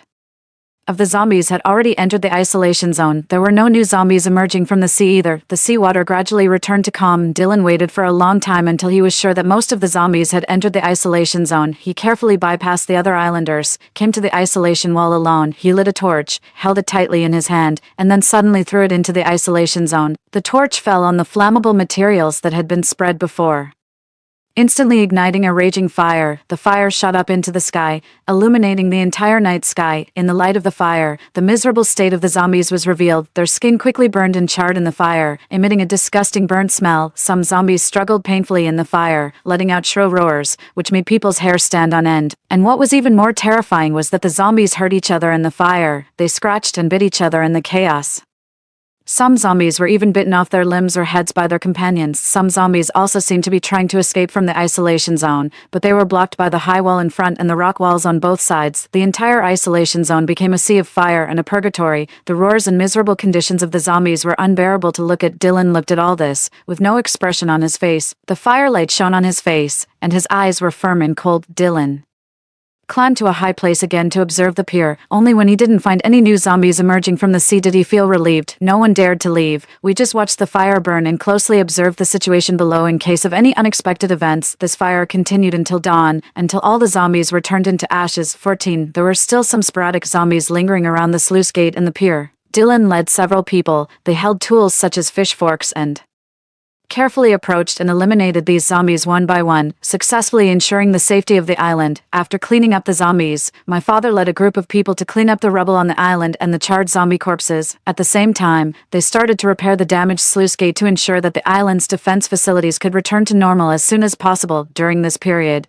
we also conducted a detailed interrogation of this outsider woman. Her name was Evelyn, and she was a postgraduate student at XX Harbor University. When my father heard XX Harbor University, he was excited and a little anxious. He quickly asked her if she knew Travis. However, the result was disappointing. Evelyn didn't know my brother Travis, which made us worried that my brother might be in great danger. XX Harbor University was located in a big city with frequent international traffic, although the power and other infrastructure were damaged during the Great Power outage. The international flights were the first to be restored. However, precisely because of the restoration of international flights, the virus also broke out there first and then spread to XX Harbor University. Now it has become a living hell there. During the escape, Evelyn and her boyfriend joined an armed organization. Because of their ruthless actions, her boyfriend finally became the leader of this organization. They went to sea to look for a livable island, but didn't expect that the marine creatures had also turned into zombies. This was roughly the experience of Evelyn's group. Didnt didn't ask Evelyn too many questions, but his attitude towards Evelyn was quite good. Since this group of people came to Didnt Island, Didnt had been observing them. The fact that he was able to save Evelyn surely meant that he had discovered something during his observation. Maybe this woman really hadn't killed any living people and still retained her humanity. In the doomsday, it was particularly precious to retain humanity with her professional background in botany. Evelyn successfully helped the island grow corn and a variety of vegetables. She opposed the proposal to grow wheat on the island because she believed that the soil and environmental conditions here were not suitable for wheat growth. Most importantly, she taught everyone how to save seeds, store seeds, and so on. As time passed, Evelyn's professional knowledge and hard work were gradually recognized by everyone, and she was completely accepted by everyone. The days gradually returned to calm. At least everyone was still safe living on the island. My father carried out several more verifications and found that the products from the cage aquaculture really didn't have an impact on the chicks, puppies, and rabbits. Then Evelyn came to a conclusion that shocked us. This time, the virus might only infect mammals. Mammals such as whales, dolphins, sea lions, and sea dogs, like humans, were easily infected with the virus. This might explain why the zombies on land were so difficult to prevent. Rats were also mammals, and they could carry the virus and spread it everywhere. Fortunately, there were no signs of rats on Didnt Island, and the island still remained isolated from the outside world. I used the radio to receive information every day but still didn't receive any news. I was immersed in my own joy because I had not only successfully hatched chicks, but also the rabbit breeding had changed from initial failure to several consecutive successful batches. Under Evelyn's guidance, we also had a harvest of corn. In addition to the sources of meat such as seafood, chicks, and rabbits, we now also had the staple food of corn as an important grain. The harvest of corn meant that we had completely achieved self-sufficiency. The days passed easily and comfortably. In her spare time, Evelyn would also give classes to me and the children, teaching human civilization and knowledge. The main courses we studied were from the 3 books provided by Didnt, Friend of Military and Civilian Talents, Handbook of Barefoot Doctors, and Handbook of Militia Military Training. Although Evelyn was a little disdainful of the books brought by Didnt at first, she showed great respect after flipping through them. We firmly believed that as long as the spark of civilization was passed on, the dawn of hope would never be extinguished. After another period of time, a pregnant woman on the island gave birth to a baby girl. Her arrival brought new hope and vitality to the whole island.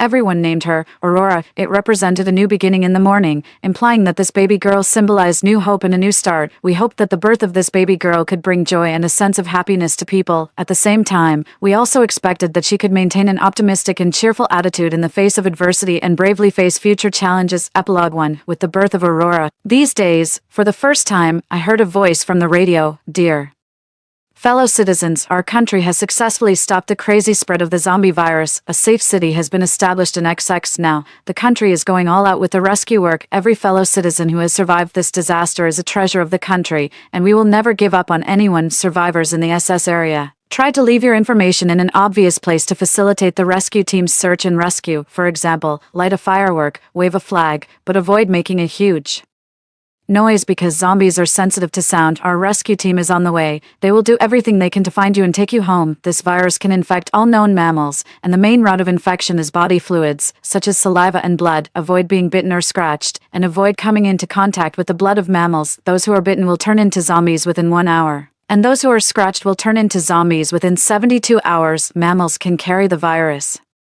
The virus can survive for 1 hour at a temperature of 60 degrees Celsius and for 10 seconds at a temperature of 100 degrees Celsius. In addition, after the virus leaves the mammalian host, its survival time usually does not exceed 5 minutes. Therefore, when dealing with food, it must be fully heated to kill any possible virus and avoid the food carrying the virus. The anti-venom serum has entered the clinical trial stage, which is an inspiring piece of news. Injecting this serum urgently before turning into a zombie can successfully prevent the transformation. Please everyone continue to stay vigilant and take protective measures, but more importantly, please maintain confidence, believe in the country, and believe that we will definitely overcome this disaster. Fellow citizens, this is a battle between life and death, but we have never backed down. Every tribulation has made us stronger, and every tear has made us cherish life more. Please believe that the country will not give up on you. And we will not give up on each other. Hold on, stay alive, and wait for our rescue. Let's welcome that brand new and hopeful tomorrow together. Wait for us to take you home. The area where Didnt Island is located is within the SS area. Dylan lit a beacon fire at the highest point of the island, waiting to go home. The new home built for us by the country. Epilogue 2. At the end of World War II, the United States detonated 2 atomic bombs over Hiroshima and Nagasaki in Japan, bringing great pain and disaster to the Japanese people, but at the same time, it also accelerated the end of the war. After the appearance of the zombie virus, some people began to think that if a large-scale nuclear strike was carried out in the areas severely affected by the zombie virus, it might be able to completely eliminate the source of the virus. However, this idea was quickly opposed. The first reason was that the use of nuclear weapons would cause extremely serious damage to the environment. Radioactive contamination would make large areas of land uninhabitable for a long time, and the ecological system would be severely disrupted. Even if the zombies were eliminated, the subsequent environmental problems would make it difficult for humans to survive. Secondly, the zombie virus had already spread widely, and it was difficult to determine the exact scope of its spread. A nuclear strike might not be able to completely eliminate all the zombies, but instead, it would cause a large number of innocent people who had not been infected to be affected, which was contrary to the purpose of saving lives. In addition, the use of nuclear weapons would also bring about a series of political and diplomatic problems. In the context of the global zombie crisis, countries needed to work together to deal with it, rather than using extreme means that would cause more harm. So, in the end, the international community reached a consensus that they would rely on scientific research and technological means to develop antivirus serums and other effective methods to deal with the zombie virus. They would also strengthen cooperation and communication to jointly maintain social order and the safety of people's lives. As for Didnt Island, with the appearance of the rescue signal on the radio, everyone on the island was full of hope. They began to make preparations for leaving the island. Evelyn used her knowledge to collect various plants on the island that might have medicinal value, hoping to contribute to the treatment of the zombie virus in the future. My father and the other fishermen carefully cleaned and maintained the fishing boats, in case they could be used during the rescue process. I, together with the children, made some simple signs and flags, which were used to attract the attention of the rescue team. We also prepared some food and water to ensure that we had enough energy during the waiting and rescue process. During this period, we also began to sort out the experience and lessons of our survival on the island. We hoped that these experiences could help other survivors, for example, how to make full use of limited resources, how to build effective defenses, and how to deal with the threat of zombies. Finally, on a sunny morning, we saw a large rescue aircraft flying over the island. Everyone on the island cheered and waved their flags frantically. We knew that our long-awaited rescue had finally arrived. The rescue team landed on the island smoothly. They first carried out a comprehensive inspection of everyone on the island to ensure that no one was infected with the zombie virus. Then, they helped us pack our belongings and boarded the aircraft one by one. When the aircraft took off, I looked back at Didnt Island, which had been our home for so long. Although there were many hardships and dangers here, it also carried our memories and hopes. I believed that in the future, we would build a better home. After arriving at the safe city, we were warmly received. The government provided us with comfortable accommodation, delicious food, and comprehensive medical care. We also met many other survivors, and we shared our stories and experiences with each other. In the following days, I decided to continue my studies and hope to use my knowledge to contribute to the reconstruction of society. My father also planned to participate in the work of restoring the fishing industry, hoping to provide more food for everyone. Evelyn joined a scientific research team, and she was committed to studying the zombie virus and developing more effective treatment methods. Although the shadow of the zombie virus still lingered in our hearts, we believed that with the joint efforts of everyone, we would be able to overcome this disaster and welcome a new and beautiful future, and the story of Didnt Island would also become a precious memory in our lives, reminding us to cherish life and be brave in the face of difficulties. Years passed, and the world gradually returned to normal. The antivirus serum had been successfully developed and widely used, completely eradicating the threat of the zombie virus. People rebuilt their homes, and cities once again became prosperous. I had grown up and became a teacher. I taught the younger generation about the history of this disaster, hoping that they could learn lessons from it and cherish the hard-won peace and stability. And I also firmly believed that as long as humanity was united and full of hope, no difficulty could stop our progress.